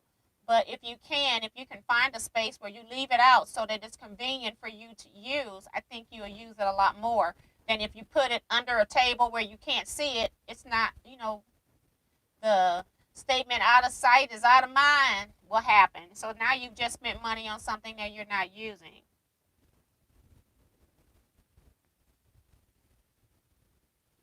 And Darlene says it's 15% for new customers, free shipping over $50 today. So see, a lot of advantages to getting it today. Darlene says also you can get 2-day, you can get 2-day shipping for $10. And I wouldn't be buying into none of that because people are dropping off packages at the post office saying that your package is going to arrive on the one day. And it's been 3 additional mail days and still haven't gotten that package, okay? So you still may or may not get it before Christmas, but that's what they're advertising. AccuQuilt can advertise that because that's what FedEx is telling them. But then FedEx don't hold up their part of the bargain. So just don't get mad at AccuQuilt. It took FedEx a few days to even get to AccuQuilt to pick up my order. So it was kind of weird. Don says, I bought most of my dies years ago when they were somewhat cheaper. I don't have any of the cubes. Just one 10-inch angles companion. Carly says, I just had surgery on Monday, home Tuesday, and I can't lift over 5 pounds. I will soon. I'm excited. Oh, okay. So that makes a big difference. You gotta do what your doctor says. Kathleen says, T, just a thought. Newbies might like the tutorial with info in me video. I know it's more work, but when you do that, it's very encouraging. I don't know what you're saying with info. I don't know what you mean because when I do my tutorials, I tend to give all the info that's needed. So I don't know what it is that you're asking me. What am I needing to include, Kathleen? Please be specific.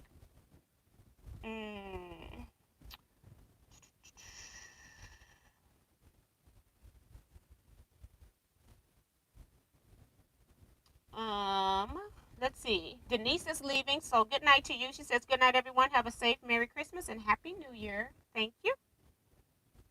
FedEx lost her box, she says. Oh, my God. And that's been going on a lot, too. Boxes are going to states that they shouldn't even go through to even make it to the destination. So, shipping right now is a little crazy. So that's why I don't really want to put a whole lot into the mail right now. Janet says, does the 9-inch cube make a 9.5-inch blocks? Just ordered the Go last night. Feeling excited. Yes, the block is 9.5 inches raw edge to raw edge. And then when you sew it into sashing or another block next to it and you finish off the edges, the finished block is 9 inches. So yes, it does make a 9.5-inch block, but the finished size is 9 inch. That's why it's called the 9-inch cube. And then they have them in other size, and I'm not going to remember them all probably, but they've got 12-inch finished, 9-inch finished, 10-inch finished, 8-inch finished, and 6-inch finished.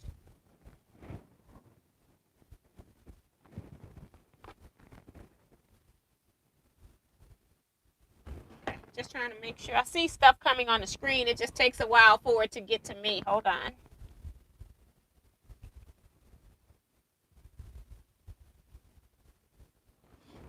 Yes. So, yeah. So they got, you can get the cube and just do the regular mix and match.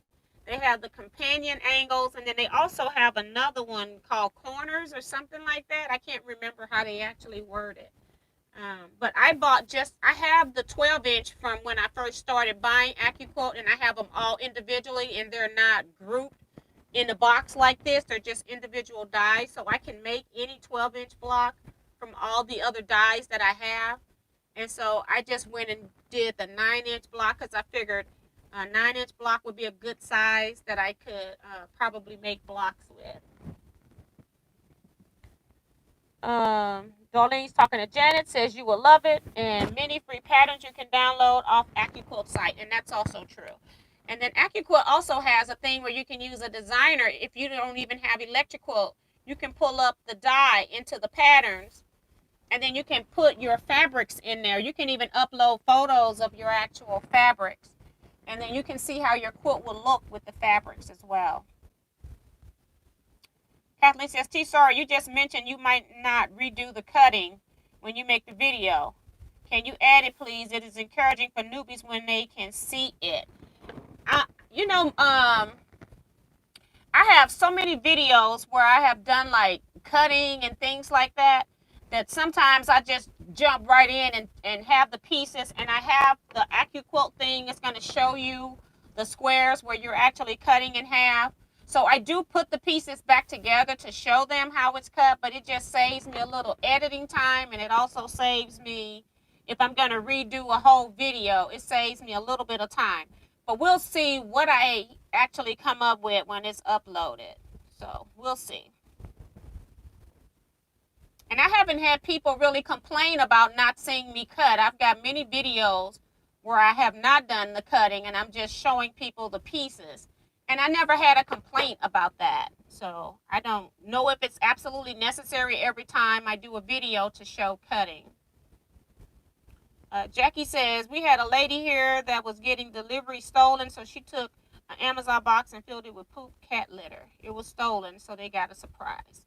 Yeah, it's sad that we're at a time where people are just taking packages, don't even know if anything's in them, if it's somebody's medication that they need or something like that.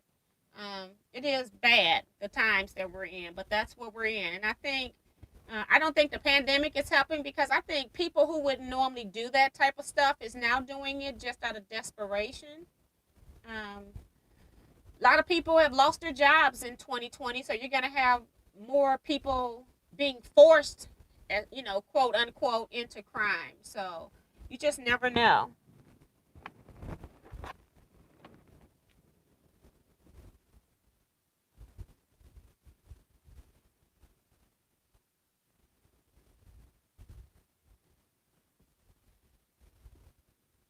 They have videos on AccuQuilt that is specific to the die. And that may be true, but if you're looking at AccuQuilt's Cleopatra's fan die, they sold one seam and then they're done. They're just showing you how they put the rest of it together. So I think on a die that's complicated, like the Cleopatra die looks, I think they need to have, on some videos, they need to have more extensive training on some videos.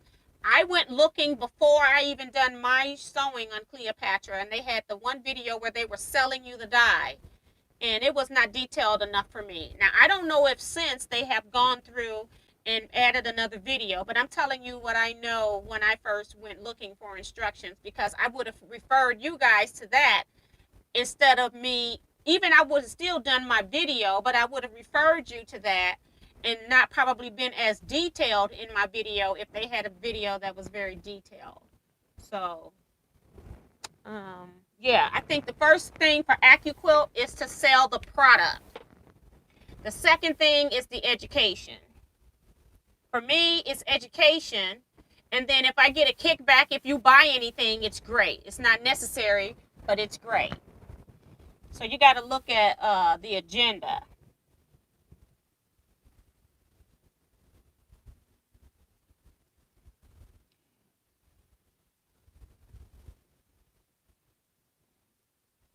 No, no. Okay, yeah, I will be giving you. You're going to be getting the AccuQuilt. I mean, the electric quilt pattern, and then I will be adding instructions about patterns, like the fabrics, that they're not scrappy. You need to make sure that you got enough fabric to cut all of those pieces out of that fabric before you start cutting, because we're not doing scrappy star points or scrappy backgrounds.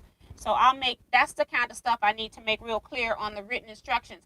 And when I said the written instructions, I'm more talking about the rules of things that need to be done. Like if you've got an animal that likes to sit on your scrap bin and you're wanting to use that fabric, then I would recommend you not use that fabric and go get yardage that your pet has not been on, because we need to make sure that people who have allergic reactions to cats and dogs are not going to be impacted by receiving something from you. So it's going to be detailed rules like that. And we talked about that after our last swap, where we want to make sure that we're using clean fabric, not something that animals or perfume or anything has spilled on. We want to make sure those fabrics are clean. You never know what people's allergies are.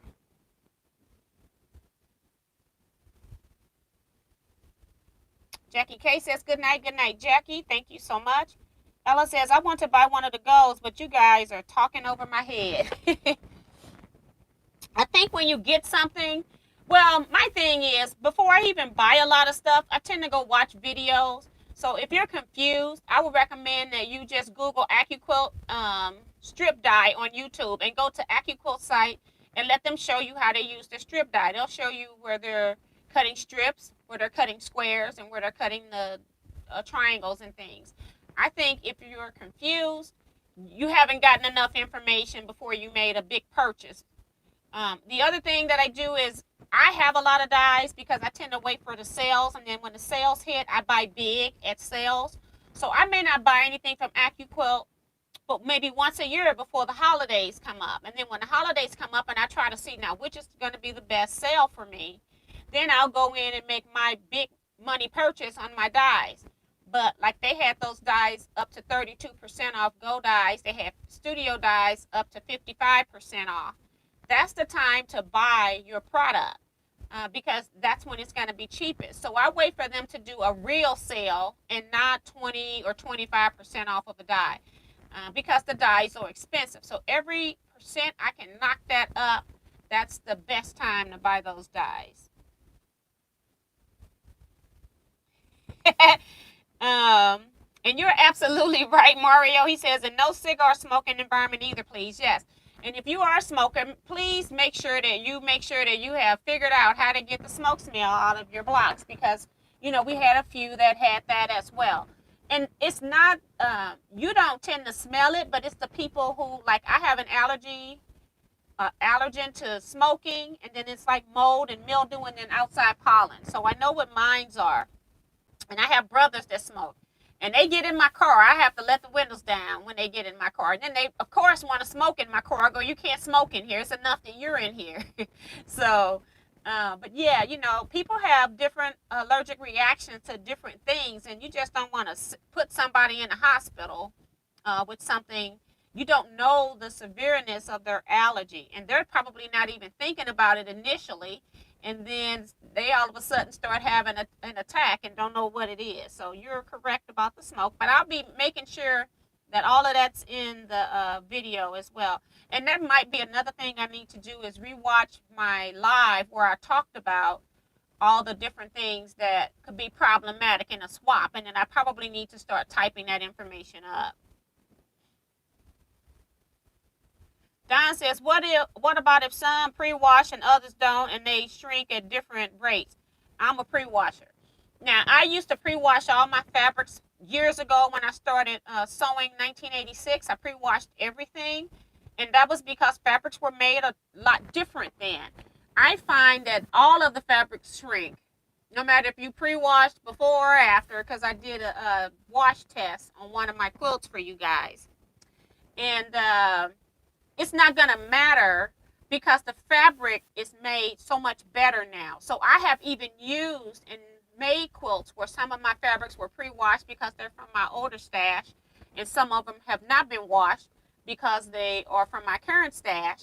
And also I've had fabrics where I haven't pre-starched these fabrics, but these over here were pre-starched. It doesn't really make a difference in the final quilt. Once it's quilted and it's evenly quilted, I don't think you're going to see much difference between wash and pre-wash.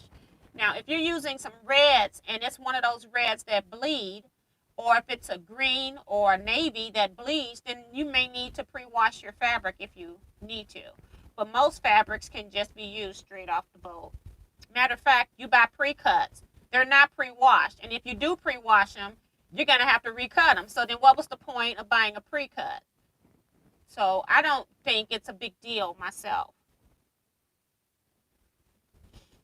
Don says Eleanor Burns has good YouTube videos with AccuQuilt. She does, but she's doing more classes specific to a particular dye. And if you're just wanting, you just want to get basic information on what a die cutting system is, I would say go look at AccuQuilt, because they're going to tell you what it is and what it does, because that's what they're selling. But I do watch some of Eleanor's stuff because she does different things with the dyes sometimes. So yeah, Eleanor is a good training resource. But for a beginner, I think you're just wanting to know what a die cutting system is, and she was saying about the 2.5-inch strip die. I think AccuQuilt's going to be the simplest for somebody that's confused. And Darlene says, I'm allergic to almost everything except mold. Mario says, you rock tea. Yes, I just want to make sure that we're all on the same playing field. And if, and that's what I explained after the last swap, because I swapped everything that came in, regardless of whether they abided by the rules or not. And I didn't have many rules. And people still found a way to not follow those rules. So if somebody's telling you not to use a particular fabric, you shouldn't use that fabric. If they're telling you to use a particular fabric, you should use that fabric. Like using the white. If you use a print in your center, a print tone on tone white, I'm not swapping your blocks, because I don't want that in my quilt where the ink is different shades because it's going over that printed white fabric. So it's just certain things that when they're in the swap rules, you need to follow the swap rules, or don't swap. Keep your own blocks and use them yourself. You can do whatever you want with them, but just don't send them to us because we don't want them. Joyce says, thank you for mentioning allergies. I'm allergic to everything. Get asthma and allergic reactions. Yes, and my daughter has the asthma side, and she's also got allergies, so she's miserable a lot. Kathleen says, smokes and perfume gives me migraine headaches. I get it. Madeline says, Kathleen, are you Richard's daughter?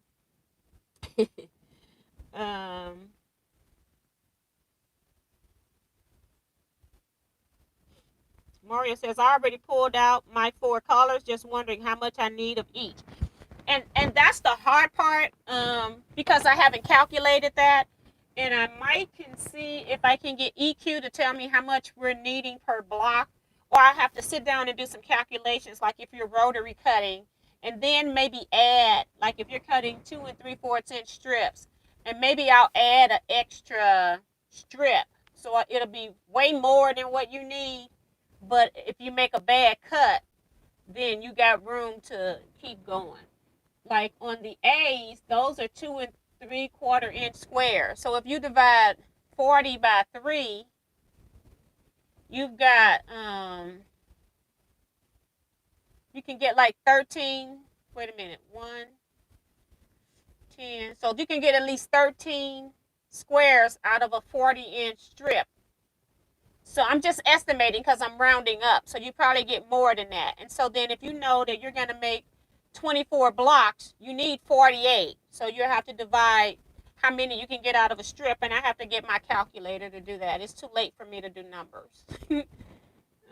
And so I can give you an estimate on how much you would need to do, how much you would need to make 24 blocks, and then I'll see if I can make it, if that same measurement would make extra blocks or not. I'll let you know. Okay, and I'm just gonna round it up to like about quarter yard. So you may be buying more than you need, because I'm not gonna be doing all the measurements on yardage. But I'll try to get as close, or maybe I'll just tell you the inches and you can decide if you want to get extra or not. Okay, I'll just add 1 inch to whatever I come up with, and you all can decide if you want to get extra or not. And I'm only adding 1 inch so you can square up, but I will do that in the pattern. I'm trying to think what else. The white, I cut a 5-inch strip for my centerpiece, and then I cross cut, and I got 20 pieces out of there. So then you will only need another 2-inch strip. So that's 7 inches that you can cut your other ones off of the other way. So then you need an 8-inch piece of fabric that's white. That's what I'm saying. In your Kona cotton, you only need, I was saying 1/3, but you really only need a quarter yard to cut all of your pieces on the white. So it can be Kona white, it can be white muslin if you have to get it from Joann's. Just make sure you get a better quality muslin, not necessarily the cheapest one. Just make sure it's white. And then you can also use motor white. So any of those, even the 2-inch pre-cuts, you can cut it down to 2-inch wide if you need to.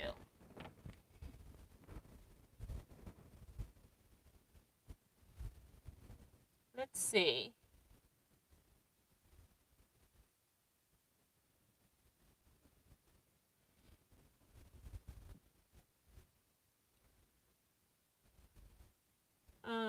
Hold on.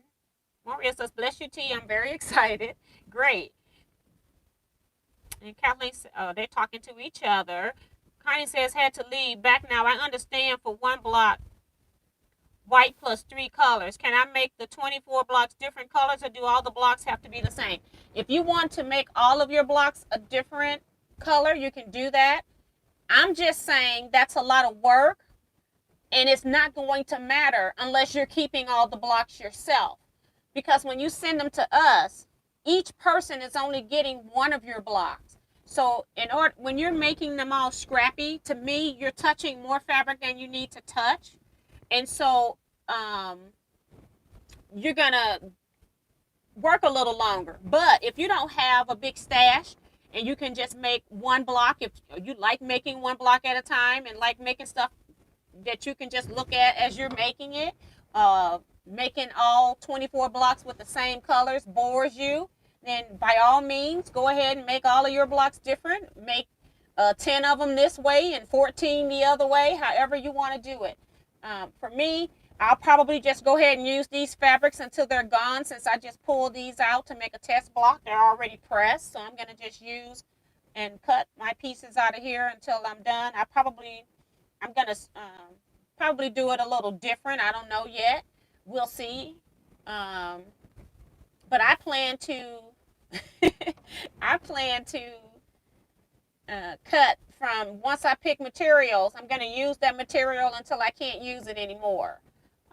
Just because it's going to go to you and Susie and Mary and whoever else participates. Mario, Kathleen, maybe. Don, maybe. Tiffany, maybe. So we're not going to have them all together to know that they were different. When you get your blocks back, from my experience with swaps, you're not going to get 2 blocks back that have the same fabric in it.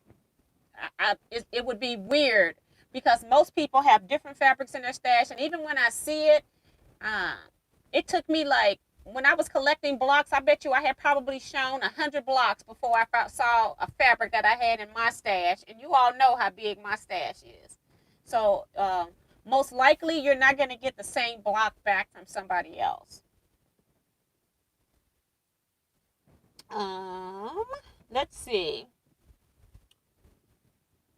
Don says, yes, it is a beautiful block and fun activity for the group. this is a good group. As long as we know the rules, it should be fine. Yes. And I think that's the main thing, just letting people know, because it was some people first time swapping, and some people were misunderstood about swapping. And I just let it, and that was my whole point with the first swap, was I had a few rules, and then even when people broke them, I still swapped their blocks because I wanted people to be aware of what could go on in block swaps. I used to have a YouTube, when they had the Yahoo groups over there, not YouTube, when they had the Yahoo groups, I used to do swaps, and we did swaps about 4 or 5 times a month.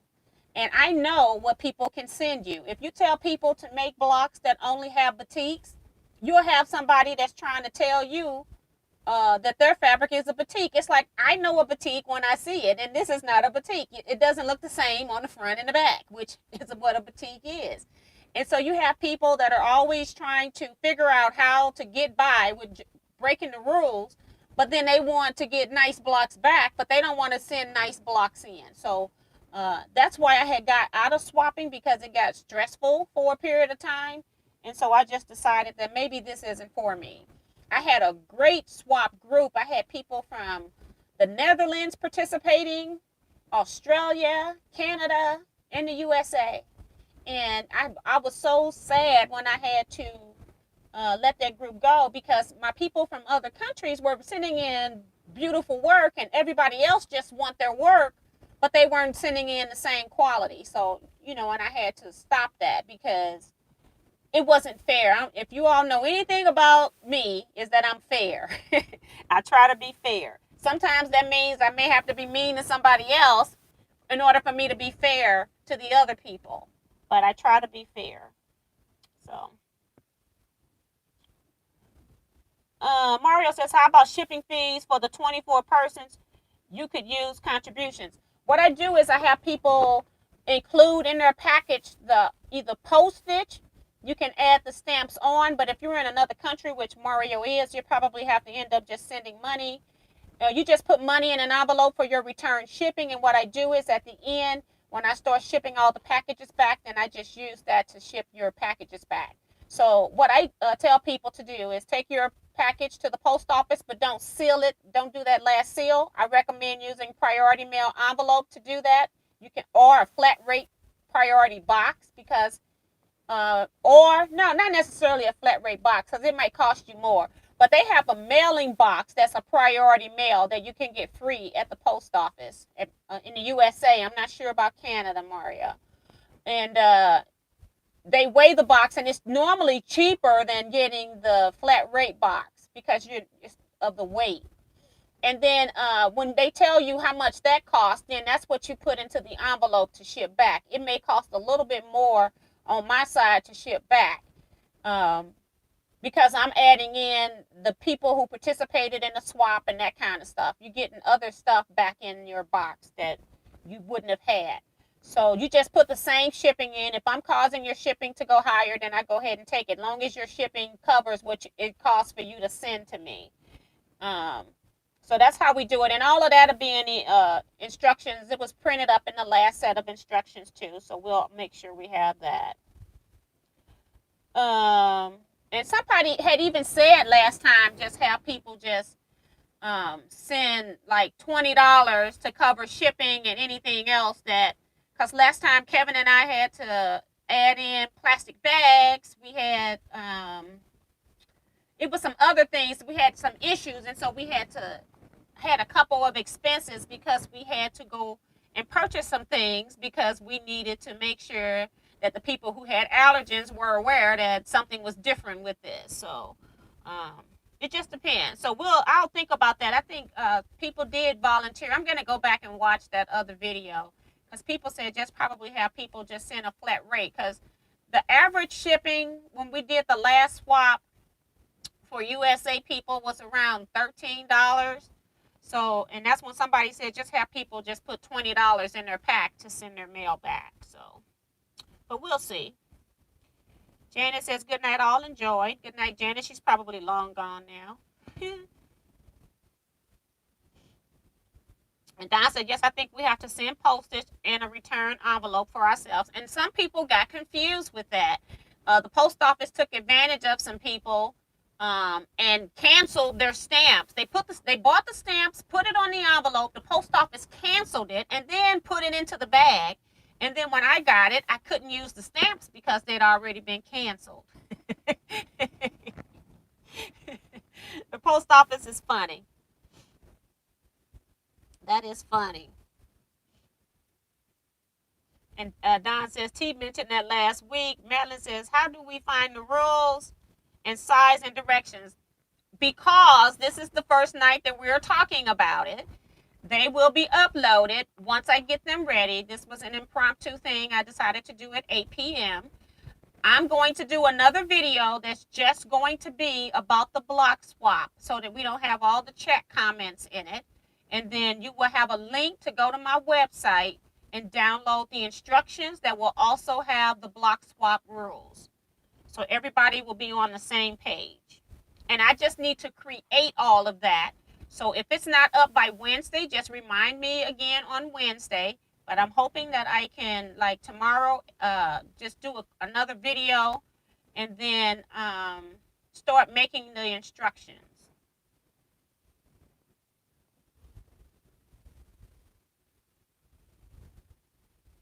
Oh my gosh, Madeline says I was in a swap and I'm still waiting for blocks from July. Well, Madeline, I'm probably sorry to say you're probably never going to see those blocks. It does not take till July to swap blocks and give people their blocks back.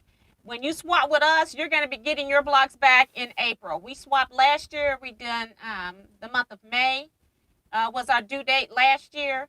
And we had those blocks, all of them, back in the mail. I had them back in the mail. Kevin helped me swap them. And then he mailed one because one was a UPS package. So he took it to UPS. And then I swapped all the other 40-something people that participated. And I had them all in the mail within a week. And people got their packages. And I also sent everything. Everything was sent through priority mail, so it had tracking on it as well.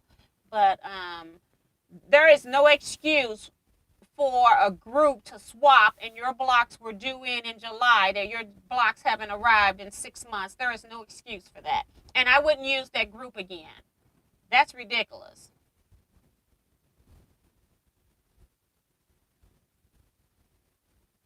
And Mario says, batiks. Can it be batiks or regular fabric? You can use any fabric you want, just quilt shop quality. I would want to say we don't want very thin fabrics that are gonna disintegrate right away. We want nice fabrics, so you can use batiks or you can use regular cottons. I'm not gonna tell people that they can only use batiks, but batik blocks would be pretty as well.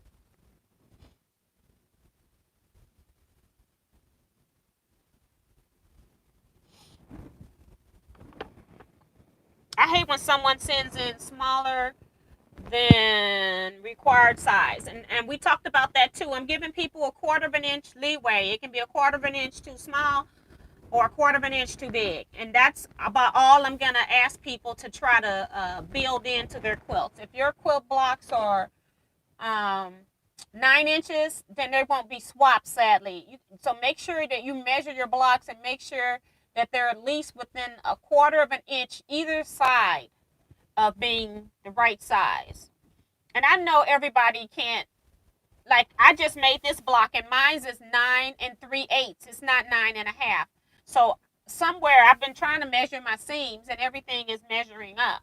But somewhere I lost an eighth somewhere. So I do know that mistakes can happen. But if I was making just all my own blocks, it wouldn't be a problem because I'm putting them all to my own blocks. Now, when I get a block from somebody else that's 9 1/2, I'm going to have to ease my block into the 9 1/2, which is the right size. So it just depends. So, and that's why you can do some easing, but you can't ease a 1/2 inch into a 9-inch block. You're going to be working very hard to do something like that. So I'm going to cap it at a 1/4 inch. Connie said, yes, I was thinking of using up some of my fabric. I don't have a cutter, so I could use up some material that I have. That works for me. Thanks for clearing it up. Yes, so your blocks can be any fabrics as long as those fabrics all match in that block. You got 4 different fabrics, including your white piece in the middle. You could also use the white as your background if you don't want to use your prints. So you could make a block with only 3 fabrics if you wanted to. But I'm asking for you to use a light, medium, and a dark fabric so that you can see the contrast of the design. Woo! I'm up here. My sinuses are acting up. I'm crying. You all are making me cry. Kevin says, Miss Crochet can't wait to swap blocks again. He just come out of nowhere. He must have been sewing or something or eating. Danica says, just put in the order for AccuQuilt. I have sticker shock, but I can't wait to get it. I got the snail trail die. Oh, that's nice. So she must have bought some other die. So she got the snail trails 8-inch die with her order. Okay. Well, thank you so much. Appreciate that. And look forward to, I got a lot of videos on AccuQuilt doing stuff with AccuQuilt dies. It's not like I'm just talking about it tonight and you'll never hear it again. I have probably a playlist of AccuQuilt too. You can check that on my homepage on YouTube. I should have playlists that says that they're Teaquilts, AccuQuilt. So everything in there will show you how to use that die. And I even show you how to make squares on the strips as well. And I've had somebody wanting me to do another video showing that. And at some point I will be doing that because I want to do the squares. I'm going to do all the other shapes that you can do on that board as well. So I will be doing another update on how to cut your scraps, how to cut strips into squares and things like that. Dorleen says, I just learned from privateship.com that you can in U.S. use a bag, bubble wrap envelopes, soft. You measure the envelope before you weigh and it's cheaper. Something about cubic rate. I don't know about that. And I use the United States Postal Service. And you know why I use them? Because I actually drop off. I don't put packages outside my door waiting for the postal clerk to come get them. That way I know that your package got into the mail right on time. I haven't used any off-brand companies, and I guess that's why I pay higher shipping because I'm a small company, so I don't qualify for United States Postal Service discounts per se. But it's close. It's in my neighborhood. I don't have to go anywhere else. And I do know that there are online companies that sell, and I'm not sure who are legit or not. And so I just don't have time. When you have limited time, you don't have time to get into all of that. Because I remember one girl had sent me a pre-postage mail, and I have never had anybody's go through. Everybody that had sent me one of those, they denied. But this one girl, whatever company she went through, hers got approved. And I'm not sure if that was you, Darlene, or somebody else that swapped last time. And I was shocked. The post office was even shocked because when they scan it in, it tells them right away whether they're going to take that scan or not. But we were both shocked that it took for that one girl, but it denied everybody else that had done that. So that's why I always recommend people use postage stamps and make sure that they don't cancel the stamps on the envelope that you're putting in, because that was the problem last time. And that's when people suggested just having people send a fixed fee, and then that would cover any expenses that Kevin and I incurred in doing the swap. Kevin is so funny. He talking about sewing, eating, sewing, tomato, you know, whatever. Yes, he doing it all.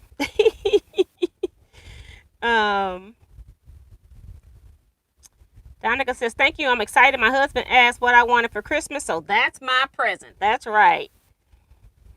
Ella says, what's a good rotating mat to buy? You know, I do buy OFA. I have not purchased Fiskars, but please do not purchase the mat at Hobby Lobby. That is just total junk. They have that Sew Something brand. I was so mad at that brand that I won't buy anything else in that brand. It's junk.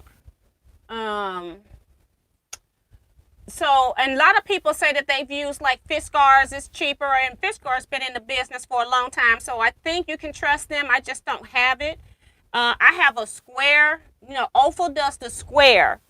This right here, unfortunately, is no longer in business. I can't find them anymore. And it's the Brooklyn Revolver. And they used to make circles, and they have them in, I think it was 3 sizes. And I wanted to update this because I like the circle in my little small area, because a square won't fit here and rotate, but the circle will. And I can't, this company apparently has gone out of business. Now, I have had people say that they've gone to IKEA and purchased the Lazy Susan, and then they put a mat on top. They glued a mat on top, and then they just trimmed the edges. They found something in the hardware store, some heavy duty scissors, and then they trim it to match. So I've had people do that as well. I've done that on a big Lazy Susan, but I've since given it away because the Lazy Susan was so heavy. The one at IKEA is more of a lighter weight one. So you might want to try that if you've got an IKEA close to you.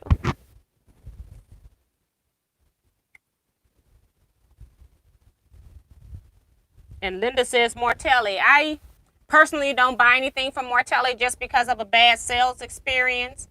But if they have something, that's great too. If you purchase from them, that's fine. And Darlene says it wasn't her that went through. She says she hasn't swapped yet. Okay. Don says, I have an OFA rotating mat got from Joann's. I like it. And I know the OFA, they had 2 different sizes. You can get the 12-inch and then you can get the 17-inch. I actually have both sizes, but I mostly use the 12-inch in my videos just because it's smaller. When I cut back here, then I've got more room to rotate. But on my long arm back, I don't have room to rotate a square 17-inch mat. So it just depends. And they are pretty costly too, but they are very nice. And OFA, to me, they make a very good mat. Fish Scars make a very good mat that doesn't get chewed up and you have to replace in 2 years. I've had my mats, some of my mats I've had from the beginning of time. The only thing that's ever happened to a mat is when I transported it, when we first started, going on retreats and to sewing groups. If you don't lay it flat in the car, or if you put something else on it, it puts a dent into it. And so you got to make sure when you're transporting that you're transporting your mat correctly. So hence me making my carriers that I put all of my rulers and mats and press boards and all of that. I have that always set to go. So when I'm ready to go out the door, I just pick that up. Everything is in there. I can cut. I have a rotary cutter in there. I don't have to worry about anything. So I haven't left anything at home. It may not be the ideal ruler I want to use, but I know I got rulers in there that I can use. Darlene says United States Postal Service has online, and I've used it for years. The real deal. Yeah, and you can, if you do your own postage, it is a little bit cheaper online, and that's why I do it. But they also know that you've got to pay for labels, or if you're using paper, you got to really, I stick everything down anyway, but I still pay for labels. And I'm using my own packaging for the most part. So it just depends. So if you go to the post office and you want to use their package, if you're not using priority stuff, then if you're just using regular mail, then you're going to pay for their packaging. And then they even charge you for some of their envelopes and bags, even if it's priority. It depends on which bags and boxes you're using. So it just depends. Post office going to get you coming in and going.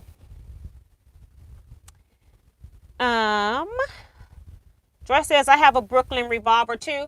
Yeah, and mine's is just wore down. In the center here, I've cut through this center so many times, I'm seeing the green underneath. I didn't even know it was green. But this is how bad my board's been beat up. I have used this thing. Spilled some coffee on it too. Keep on using it. I just love it. And I'm so mad. If I had known that they were going out of business, I would have bought me some spares to put up. It's like, I can't believe this. And they're just nice quality. There's no peeling. It's circular for this little small area, and then retreats, sometimes circles are good. But if you need to square up a 12-inch block, you're not going to be able to do it on this particular size. So that's why I still have my Ophir mats for when I needed to square up larger things. But for cutting small pieces in my area and all of that, trimming up, squaring up, that's why this board is bad like this, because I have put it to work. And then the Griffin says that the Martelli is round, but a bit expensive. And that's the other thing with them. It's like they have never come out with prices that were conducive to the end consumer. It's always overkill. And sometimes I just don't feel like that price has to be that price with them. But they're very expensive in everything that they sell. But they are very good salespeople too. If you've ever seen them at a quilt show, you see people walking around with those big Martelli bags. They're selling major stuff to people, so they're good salespeople. I'll give them that. Remo says good night to everybody. It is 11:12. I didn't even know we had gone over. Goodness gracious. Good night. So we're not going to be on here much longer, guys. Maura says this was a fantastic session. Thanks a lot, T. Good night to everyone. Hugs to all. Good night. We're going to be following Mario in a minute. Kathleen says, I'm not happy with my green square. Won't spin and pops apart. Total bummer. It's frustrating. And is that OFA?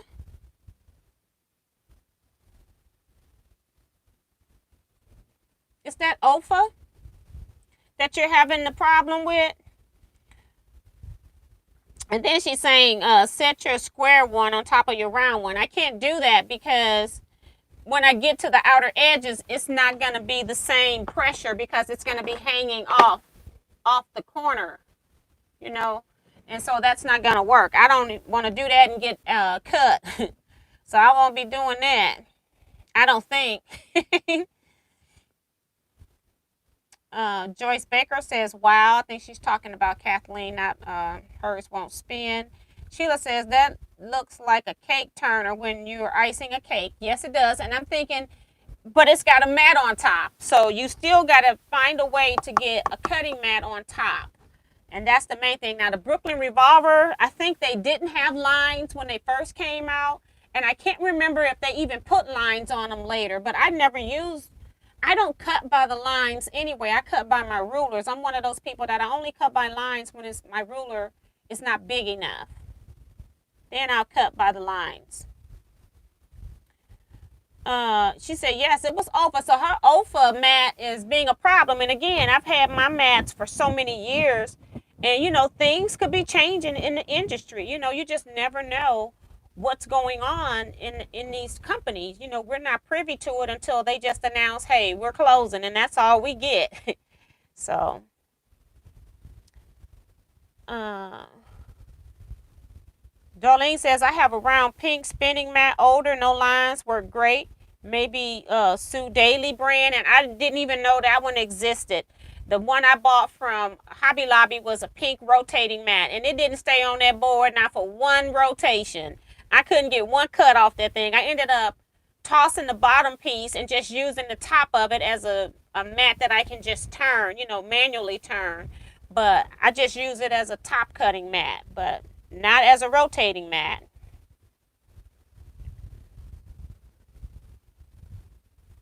And Joyce goes, oh, wow, about your Brooklyn Revolver. Yeah, I'm surprised. I went searching for them because I'm like, I'm going to buy me a new one. I don't care what it costs because I bet you I started actually quilting in 1994.